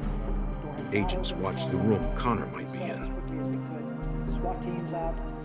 If he was there, they needed to confront him outside his room to avoid a standoff. We were very concerned that it could get violent, and especially Connor, who had vowed that he would never be taken alive. We took extra precautions at that point. An arrest team planned the takedown for the parking lot. Okay. All right, keep an eye. Okay, sounds good. Eventually, the FBI agents spotted someone leaving the room. I think I might have something here. Come here, take a look. Yeah, got some activity. Can't see his face yet. It was That's Connor. him, George. That's Connor. He was That's a alone. positive ID. Tony, it's our guy. Take him. Take him now. Agents called for the SWAT team to make the arrest. So he did not have an opportunity to get away. He was grabbed immediately.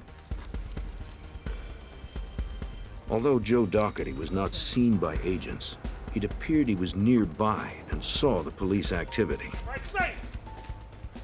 A call came in to the switchboard asking what was going on. And it was a male, and asking about the occupant maybe of a particular room. And no doubt in my mind it was Doherty, and he was trying to find out what happened. Agents searched the area, but did not find Doherty. The one thing they knew was that he would commit more robberies with a new partner. This guy doesn't have any other choice. He can't do a robbery by himself. He's got to reach out for somebody else. The FBI believed he'd call on John Harris, and learned Harris had recently flown to San Francisco. Again, they spotted Harris repeatedly using a certain payphone. They ordered another phone tap. About a week later, we get a phone call, and it was Joe Doherty. Doherty said he was calling from St. Louis. But FBI technicians couldn't trace the call out of San Francisco. And all of a sudden, the stark realization came to us that this guy's not in St. Louis. Doherty is right there in that area. Agents realized he himself was surveilling his lookout to see if he had been followed.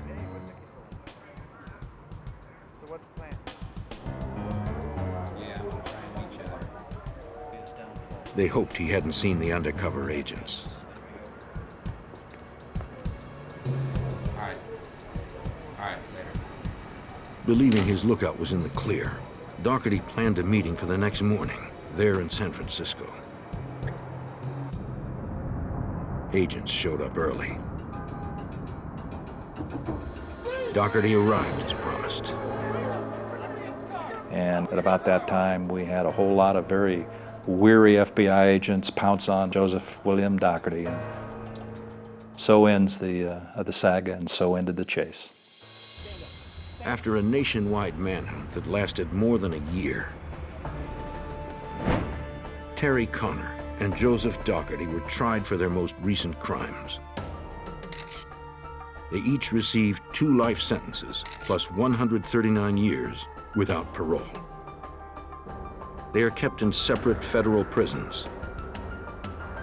Their partnership forever terminated. His trademark is gunfire. His goal, grab the cash, no matter who gets in the way. In his wake, he leaves terrified victims, fleeting glimpses, and few clues for the FBI agents on his trail. But they are determined to find him and end this gunman's reign of terror.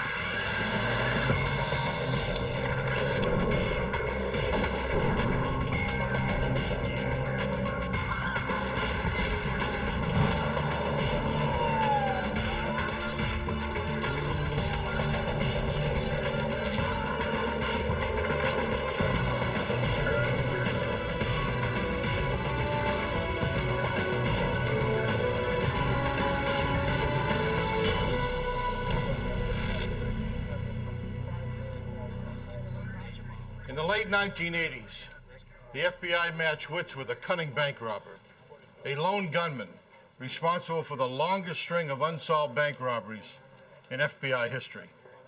I'm Jim Kallstrom, former head of the FBI's New York office. The robber's planning was meticulous. He executed his crimes with military precision. It would take the combined skills of local police and dozens of agents to catch a criminal mastermind they called the Shootist.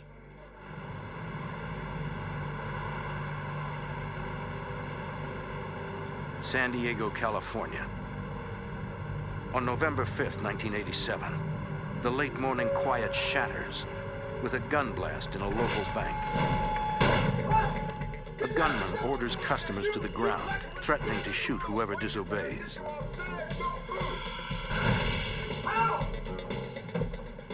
The robber forces the teller to fill his bag with money from all the cash drawers, warning against alarms, die packs, or marked bills.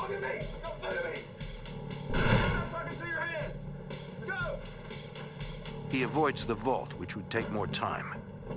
This robber hits hard and gets out fast. Employees call police immediately. Hello? But even in the best-case scenario, it takes several seconds to get through to an operator, and several minutes for dispatched units to arrive. By then, the gunman is long gone. Authorities conduct a full crime scene investigation. Although the man wore no gloves, he was careful enough not to touch any surface and left behind no fingerprints. Bank robbery is a federal crime. The case goes to the FBI. Bank robbery coordinator Special Agent Jack Kelly considers this gunman a top priority. He's a takeover robber, taking command of the entire bank rather than slipping a teller a note. It's a rare style, used in less than 5% of bank robberies. Even on the takeover style robbers, most of them didn't fire weapons in the bank. So he was, again, even a smaller percentage of the small percentage of takeover robbers that we had at the time. So from that aspect, he was considered to be much more aggressive and much more dangerous. Also, he doesn't use a partner inside the bank, as most takeover robbers do. His violence has a profound effect on his victims. Victims in a takeover-style robbery are pretty traumatized by the event, especially when there's shots fired in the bank, and consequently your descriptions can vary dramatically. I mean, as far as the age, the height, the weight, everything. Some victims say he was wearing a disguise. Others disagree. The differing descriptions are of no real help, so agents turn to the bank's security camera photos. We did have some surveillance pictures of mediocre quality at that time, and it was not a great deal of assistance to us in trying to identify who this individual might have been. The photos show only that the robber is a white male about 6 feet tall with a beard and mustache. Agents face a serious challenge. No evidence left behind. No reliable description of the robber.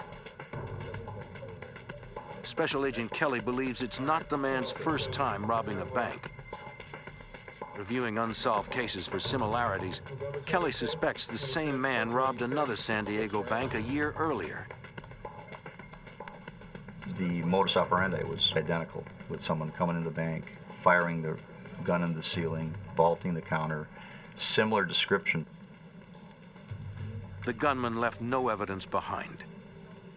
The fact that there were so few clues was an indication that this guy was pretty good, and he really probably planned these robberies very well. Soon agents learn the gunman is not finished in the area. After he robbed the second time in San Diego, he actually came back a month later and robbed a third time in San Diego using the identical MO and firing the shots into the ceiling. The robber's choice to fire his weapon makes him a deadly threat. I don't think a robber that does something like this would hesitate to shoot somebody if somebody actually tried to stop him. California? As a rule, Special Agent Kelly attaches code names to serial bank robbers to allow for shorthand communication among agents. Also, a catchy nickname increases publicity. The media would be more willing to pick up the story and to show pictures in the newspaper or on television, which would hopefully help us generate some leads. Kelly dubs this one the shootist for his distinctive and dangerous MO. On December 14th, 1987, the shootist robs a fourth California bank in Mission Viejo, 70 miles north of San Diego. Check inside the bank. I'm gonna go see what's in the convenience store here. See what we can find. It was my responsibility to review all the robberies that would come in from the surrounding regional FBI offices. FBI agents respond to the bank. When a robbery occurs, you do an investigation inside the bank itself for any evidence, but you also do an investigation outside the bank to look for evidence or any possible witnesses that may have seen this individual, and we did both on all these robberies. Yet they get nowhere, like they're chasing a ghost.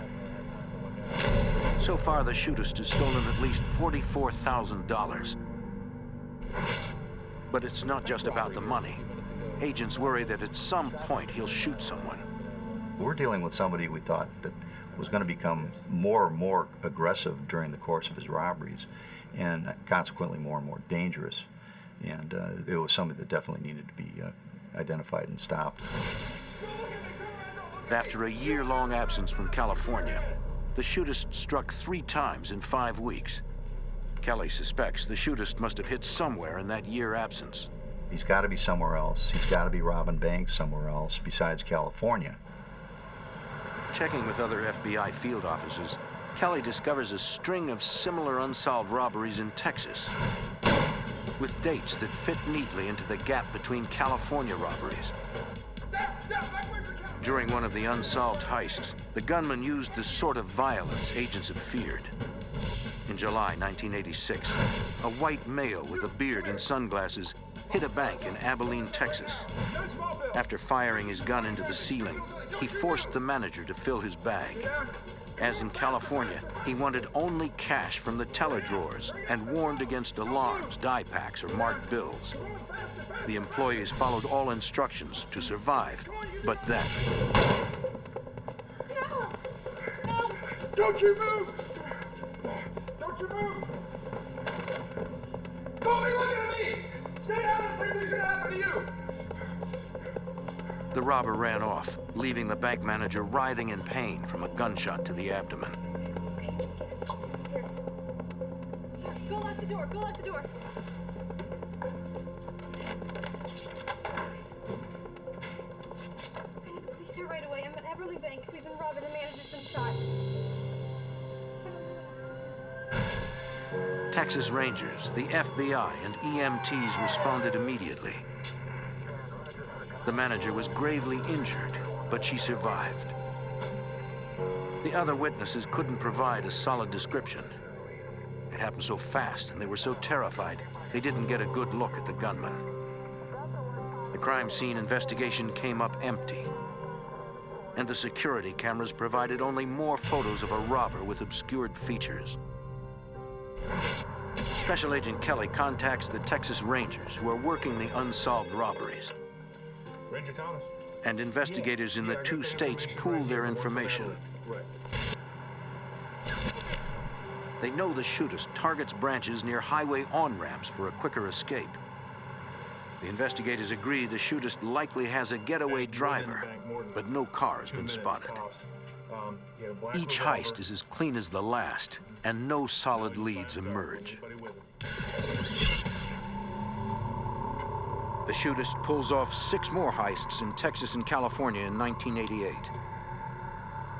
Investigators hope the media attention would continue. They need someone who recognizes the gunman to call in a tip. But because of the danger of this individual, we were hoping to get as much cooperation as we could, and we did. Local newspapers would run pictures of this individual. The local television stations ran pictures of this individual. With the ongoing media coverage, the shootist rises to infamy. His is an astonishing spree. 14 known bank heists in 3 years, all perfectly planned and executed.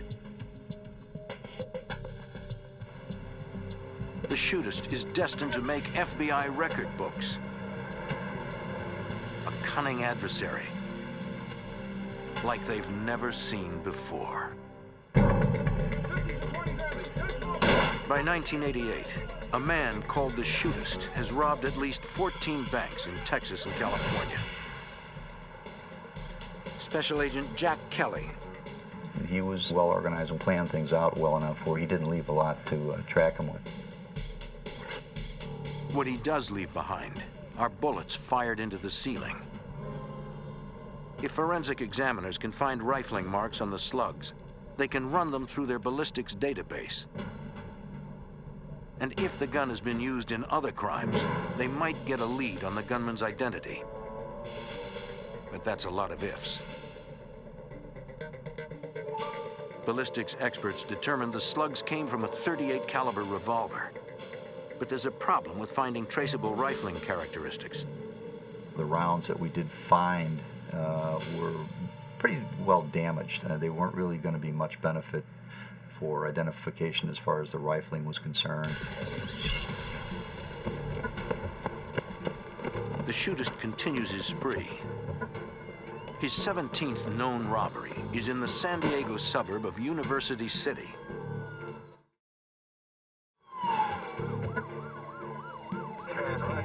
Once again, no hard evidence remains in the bank. But outside, investigators find signs of just how meticulous the Shootist is.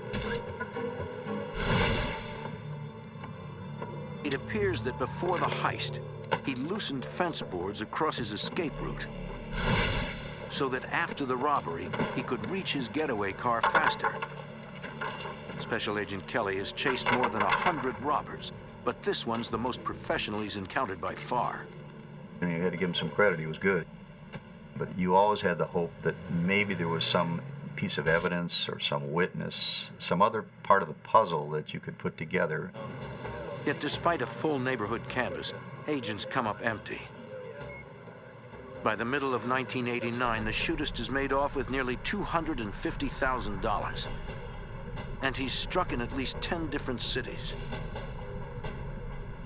Anytime an individual is mobile and he's able to move from not only city to city, but state to state, it really kind of complicates the investigation because there are multiple jurisdictions. Kelly brings together law enforcement from around the country. California and Texas FBI agents, local police, and Texas Rangers work together, determined to find that one clue that has eluded them. The more eyes and ears you have out there at the time, the more likely you are to get a break and catch this individual. Because the Shootist acts like a professional, agents suspect he has an arrest record for robbery. One of the logical leads to take is to look for people that just recently are released from prison and maybe going back to their old ways again. Investigators asked about bank robbers released from prison in 1986, when the Shootist spree began. But it's a dead end. No one recognizes the man. In the surveillance photos, it's difficult to determine what the man really looks like. And the hair, the mustache, it didn't appear to be real. I mean, it was extremely dark in color. The task force concludes the Shootist likely uses elaborate disguises. Wigs, mustaches, even makeup to change his complexion. When we first realized that he was probably wearing disguises, we actually took a number of the surveillance pictures to different costume shops. Agents show shop employees the photos, asking if they recognize the man or the disguises. But it's another dead end. Investigators analyzed the Shootist's bank robberies, hoping to find a pattern. They compare the amounts taken to the frequency of the heists and determine the Shootist spends about $3,000 a week. When he runs low on money, he hits another bank. You were able to see, not necessarily a pattern, but you knew that he was going to need X amount of money after a certain period of time. Investigators note the shootist usually strikes on Mondays and Fridays and often robs different branches of the same banking companies. There are hundreds of bank branches in the general area where he hits. He was just a kid in a candy store out there with trying to select where he wanted to rob next, and it was our job to try to outguess him. The team sets up surveillance on branches of the banks the shooter seems to favor. They watch on Mondays and Fridays, the robber's favorite days. It's a long shot. And the problem we had was we had absolutely no idea where exactly it would hit. There were so many branches, so many targets. Sancho, this is Team 3, reporting nothing. Manpower is limited. Predicting which bank he'll hit next proves impossible. Bank robbers often use casinos to launder stolen money. The task force sends bank surveillance photos to casino security offices. One California casino responds with a good lead. A regular high roller there looks a lot like the shootist. They were willing enough to give us their surveillance photos of the individual that they had suspected. Agents track down the man and interview him. Special Agent Manuel with the FBI California. He does resemble the shootist, but he has solid alibis for the robbery dates. Investigators eliminate him as a suspect. Another lead crossed off the list. We'll be in touch. Okay. On June 23, 1989, the elusive shootist strikes in Arlington, Texas, his 18th known heist. He has now hit banks over a 1,400-mile area. This time, a teller slips an exploding dye pack into his bag. When it blows, it renders the stolen money unusable. A few hours later, the shootist robs another bank. He's never struck twice in one day. It's a reckless move.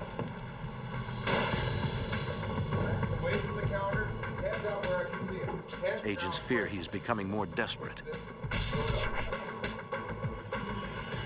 Special Agent Kelly fears it's only a matter of time before someone gets hurt.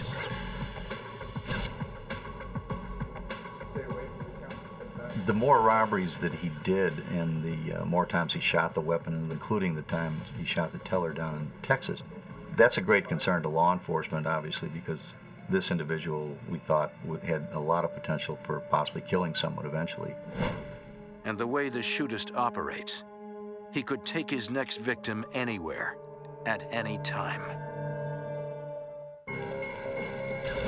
In the late 80s, a team of investigators from Texas and California hunts the shootist, a cunning bank robber who begins each heist with gunfire, grabs the cash fast, then disappears without a trace. As the robberies pile up, the shootist becomes infamous in the western U.S. police community. Everyone's on the lookout. Special Agent Jack Kelly. Anytime in any jurisdiction that the shootist hit a bank, we would send out our communications to the other offices as quickly as possible, providing them with whatever information we have in the way of maybe some new clues or new witnesses or any better surveillance photographs. From the photos, the task force determines the shootist likely uses a Smith & Wesson .38 revolver, a handgun popular with police departments. Investigators also notice he indexes his finger on the side of his weapon, just as officers are trained to do. It's an ominous possibility. The shootist might be a cop. You, come here. Even if he's not an officer, he seems to know how they operate. Investigators suspect he goes as far as surveilling local officers to learn their patrol routes, and then chooses targets away from those routes to increase police response time. The elusive gunman treats bank robbery like a profession, and his planning has paid off in more than 20 robberies. Investigators welcome the continuing media coverage. They know their best chance of finding the shootist might be through the public's help. One witness in particular provides an interesting lead. After the 1989 heist in Mission Viejo, a resident near the robbed bank saw a man climb into the trunk of a car, which then sped off. He described the car as a red four-door with California plates, but he didn't see the driver or get the plate number.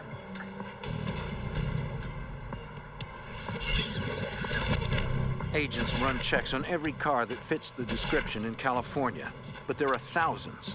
It would take months to track down each car. But the sighting does confirm one suspicion. When we found out that he was getting into the trunk of a vehicle, we knew that he obviously had an accomplice in these robberies. On March 30th, 1990, the shootist robs the same Texas bank he hit a year earlier.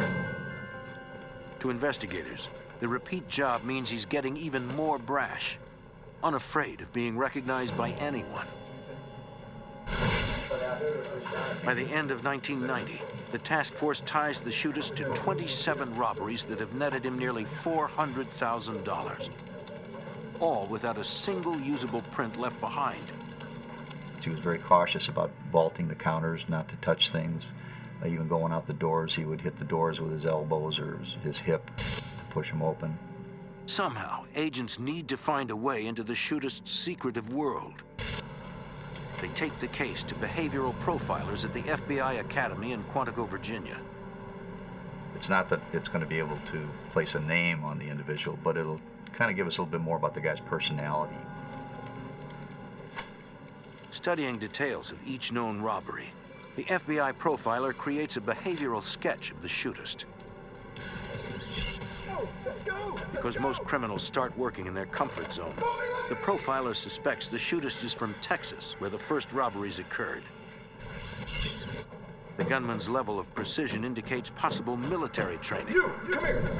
Since the shootist has gone so long without anyone turning him in, the profiler suggests the robber has only one fiercely loyal accomplice. And experience with other takeover robbers makes the profiler believe the shootist will grow more violent as his spree continues. It's possible the gunman will choose a shootout over surrender. This guy's going to be willing to shoot his way out of the bank or even take hostages to make an escape from the bank if he's cornered. In April 1991, Did you actually see a gun?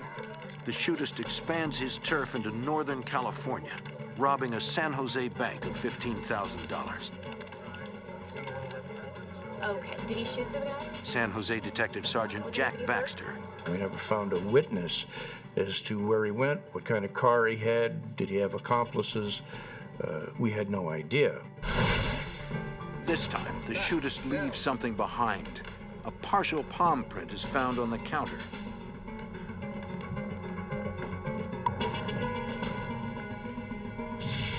But investigators can't make a match.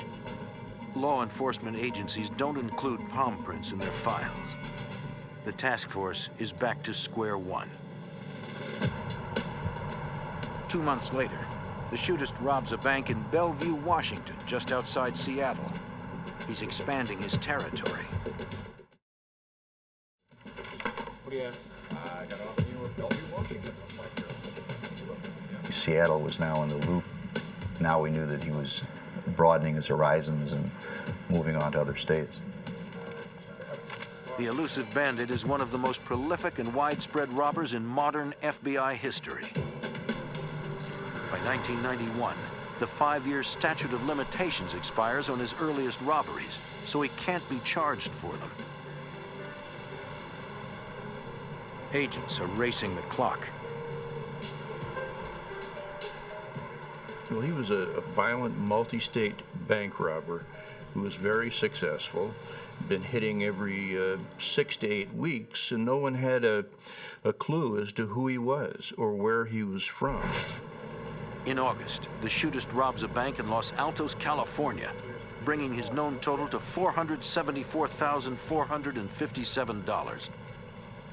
Investigators find a solid clue, a false mustache. It's the first evidence recovered that might be physically linked directly to the shootist. But at the time, DNA analysis is expensive and time-consuming, and they have no suspect profile to compare it to. Unfortunately, that wasn't of any evidentiary value to us other than the fact that we confirmed that he was wearing a disguise, obviously. By the end of 1991, investigators linked the shootist to 33 armed robberies in 18 cities. Investigators have nothing. They need a break, and soon.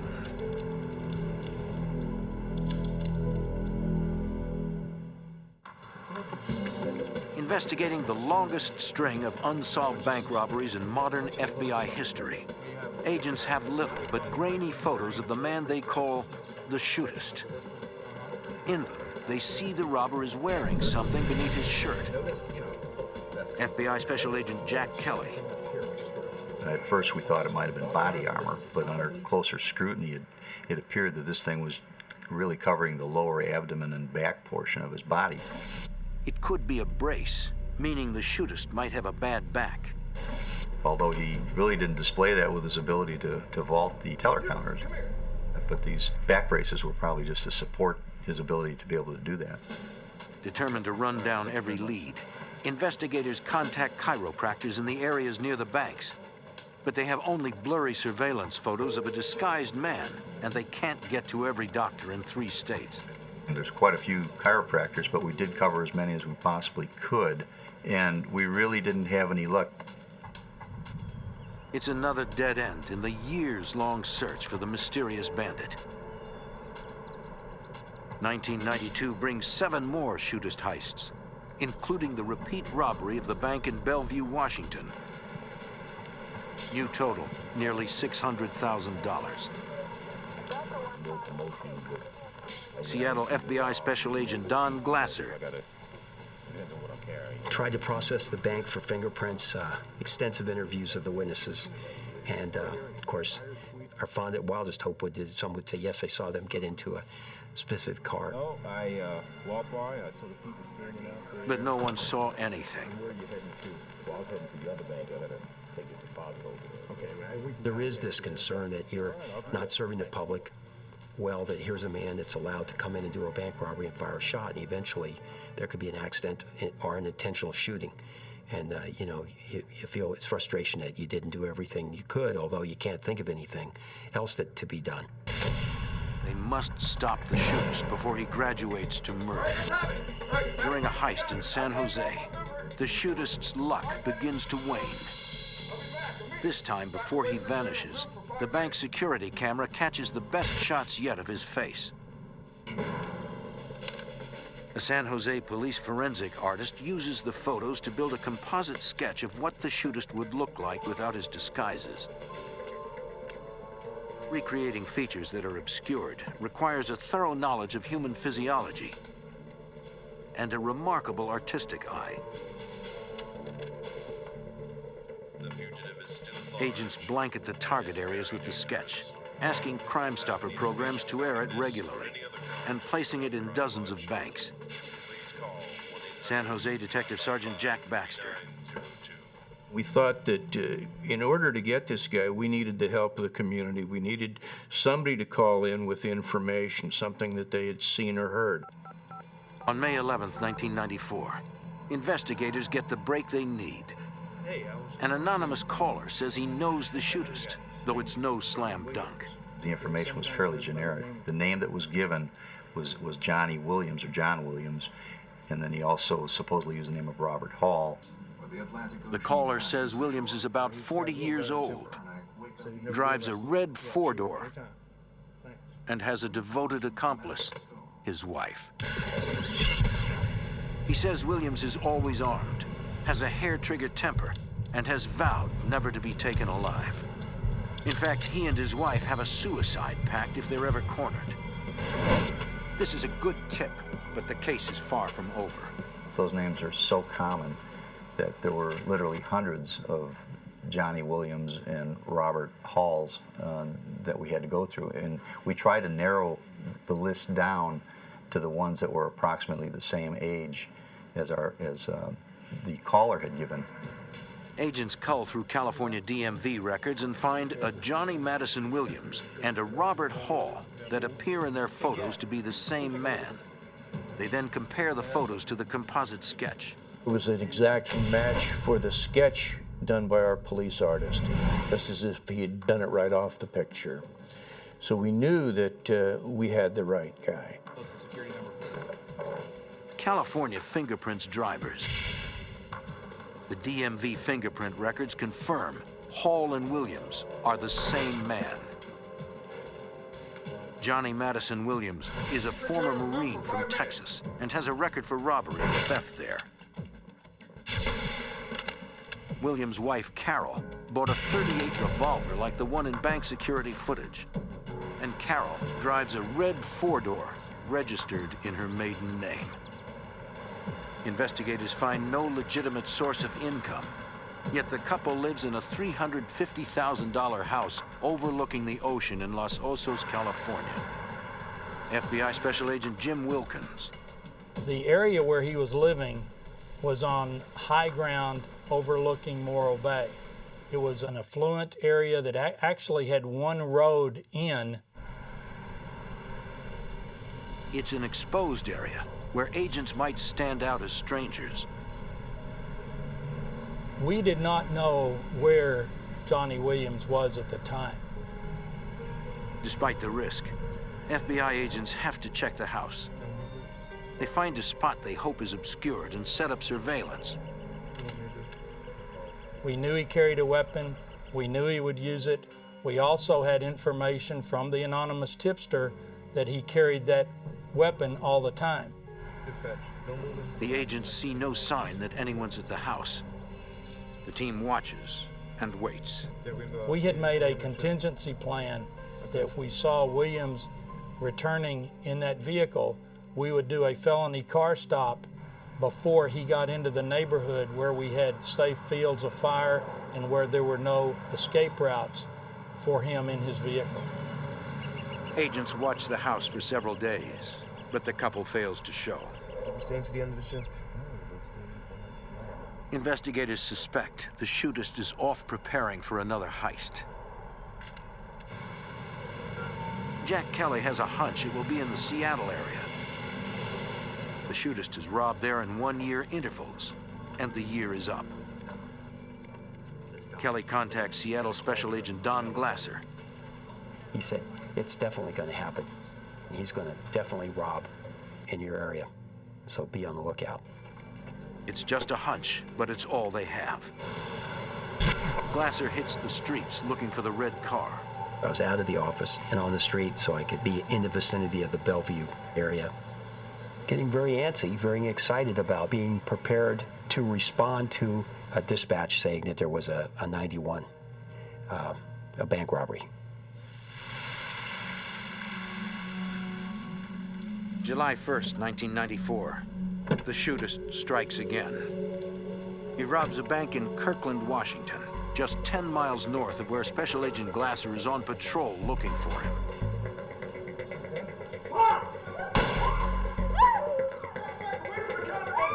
After his trademark gunshot, the shootist orders a teller to load his bag with cash.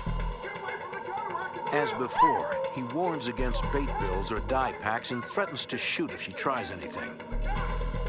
The teller accidentally drops wooden paperweights in the bag, which the shootist mistakes for die packs.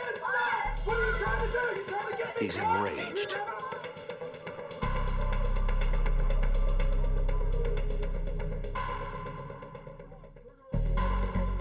July 1st, 1994. The shootist commits his 48th bank robbery. A frightened teller angers the robber, but she is spared.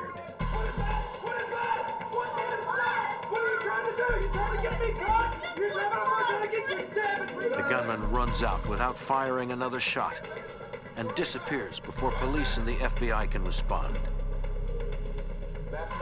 Investigators get word of the latest robbery.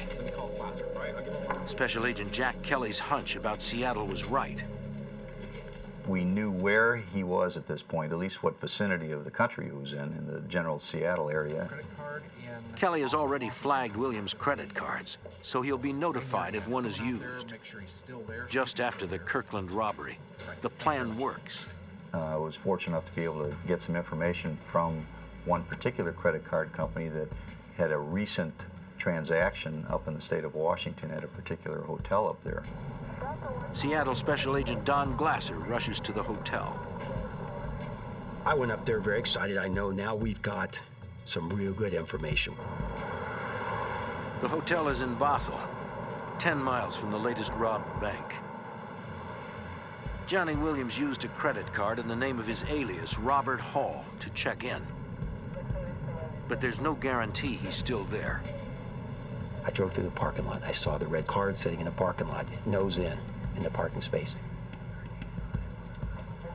When Glasser calls in the plate number, it comes back registered to Carol Williams under her maiden name of Hawkins.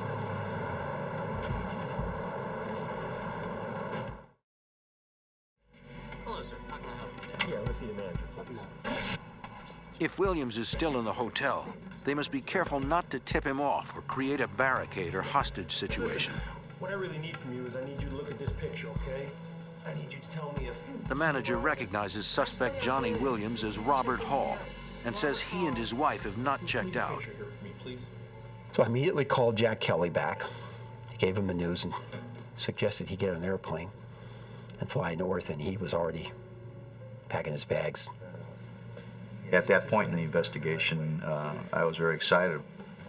I contacted my counterpart, Jack Baxter, from the San Jose PD, told him they had the guy, not only we got him identified, but also we know where he is. So Jack hopped on a plane, and I hopped on a plane. Glasser also calls for reinforcements from the Seattle police and FBI. I'm here in Bothell at the hotel. We made sure that none of our agents wore radios, guns, raid jackets, FBI, ball caps, any kind of identifying. Ask them to act normal when they were moving around. Within minutes, more agents and detectives quietly arrive and set up a perimeter. We made sure that no FBI four-door, as we call them, G-rides, were visible to this guy, that we would use surveillance vehicles. If we happened to casually look out his window, he wouldn't see anything unusual happening outside. We set up locations completely surrounding the hotel. We rented a couple rooms that would give us a base to operate from. So there was no way that he would walk out. If he detected us, then he might try and escape. We made sure we had it really covered. Rather than rush the room, the investigators decide to wait until they get a visual ID of Williams. Yeah, I'm going to take a break, probably about half an hour. We had made sure we had an eyeball on his door at all times. By nightfall, Detective Baxter and Special Agent Kelly arrive from California. Detective Jack Baxter. We didn't want to move too fast. We had to have patience, and we wanted to make sure we could arrest him in a way that nobody was going to get hurt. The agents want to take Williams into custody outside his room in case he has guns inside. As dinner time approached, we hoped that we'd see him come down and go to eat or something like that, and we were prepared to arrest him if he did that. But hours pass with no sign of Williams or his wife. While they watch, investigators have to stay under the shootist's radar and not use police radios. We had been told he had a scanner, so we had to be careful what we said on the radio for fear of tipping him off that we were there. It does appear someone is in the room. Special Agent Jack Kelly. We knew that there was a light on in there. We could see the light, all the drapes were drawn, and we could see the flashing of the television in there. After 7 years, agents and police may finally have the shootist cornered. After an 8-year search, the FBI believes they have traced Johnny Madison Williams, the shootist, to a Washington State hotel room. A full day and night of surveillance passes with no movement from the room. In the morning, agents devise a ruse to see if their suspect is actually there. They recruit a hotel employee to help. Investigators show the man what their target looks like and ask him to knock on the door to ask a maintenance question and get a good look at whoever's inside. Despite the danger, the employee has to act natural. If Williams gets spooked, he could turn violent.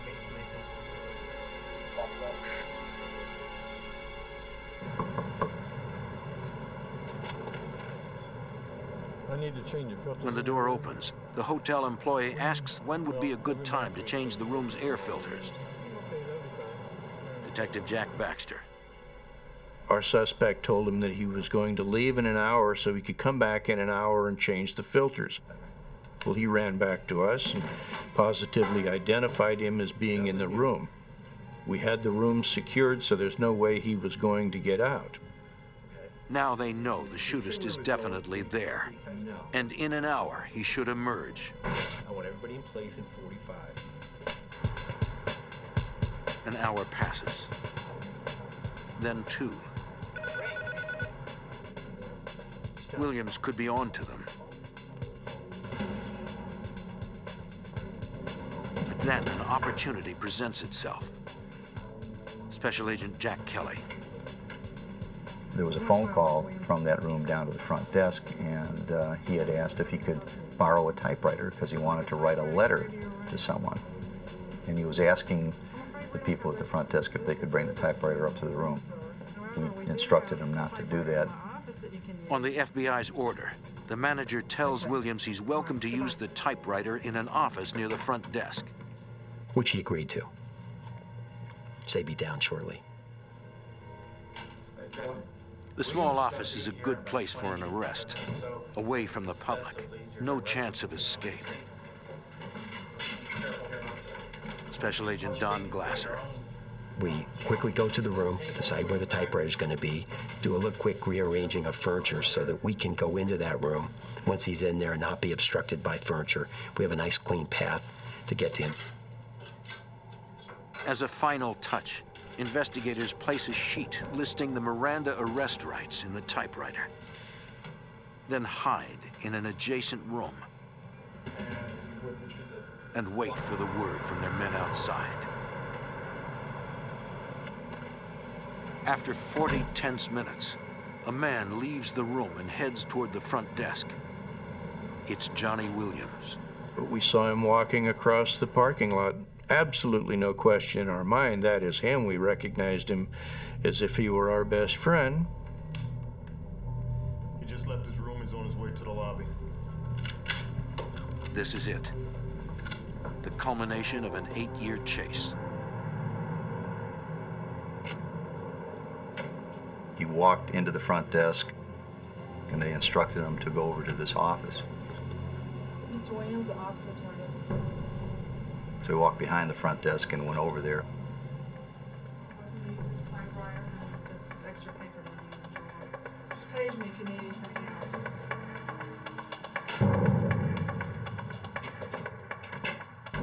Williams is cornered, cut off from escape.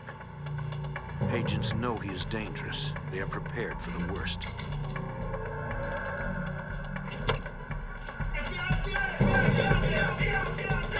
But he is completely caught off guard. Agents take him into custody without a struggle.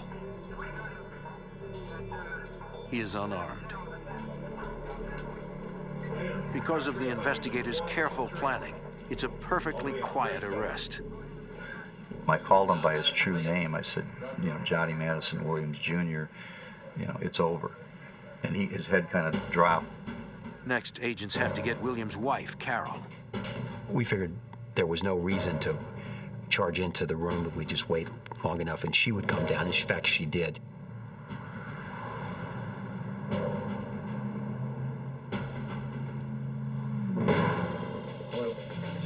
Right now.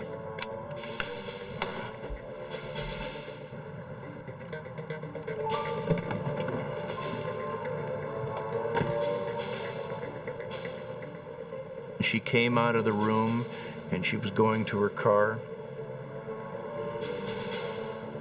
And we just stepped out and took her into custody there without incident. Freeze, FBI, you're under arrest. Place your hands where I can see them. Place them on top of the car. Hands on the car. Hands on top of the car. Hands on top of the car. Don't move. Don't move, okay? There you go. Use your left hand. Other hand. Move the FBI, okay? You're under arrest. Once again, a safe arrest. Now agents go looking for evidence. He provided a consent to search his room, and in that room he had a couple scanners, he had handy-talkies, he had disguises, he had money. They also discover the shootist's own notes, a log of all his robberies.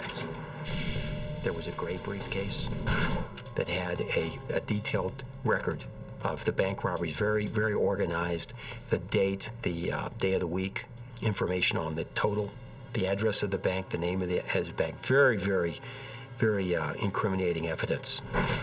Investigators find more in Williams' car. He had 2 pistols, and they were in the trunk of his car. We recognized a 4-inch .38 revolver from the pictures, surveillance pictures. We knew we had the right weapon. He had a 2-inch revolver that we hadn't seen before. Both of them were loaded. The investigators separate Williams and his wife while they await transport to an FBI office for booking. Williams agrees to talk. We linked him to, I think, a total of 48 robberies. And when I did the interview, he asked me that. He says, "How many do you have me for?" I said, "Well, how many do you think we have you for, John?"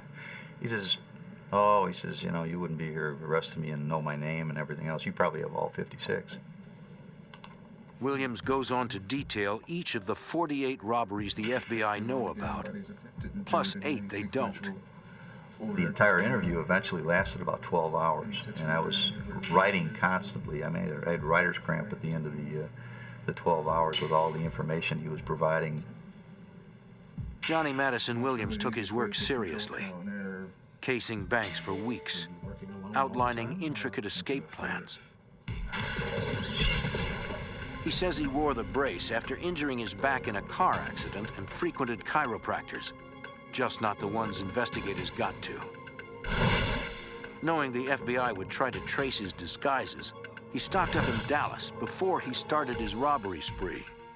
He tells agents he studied police routes, radio dispatch codes. All that work brought him close to $1 million in stolen cash, until authorities stopped him. Yet it wasn't just the agents and officers working the case who solved it. Many times it's the assistance of the public that leads to the capture and successful resolution of these cases. It's very important. I think no more so than now with the terrorism threat. Is that important?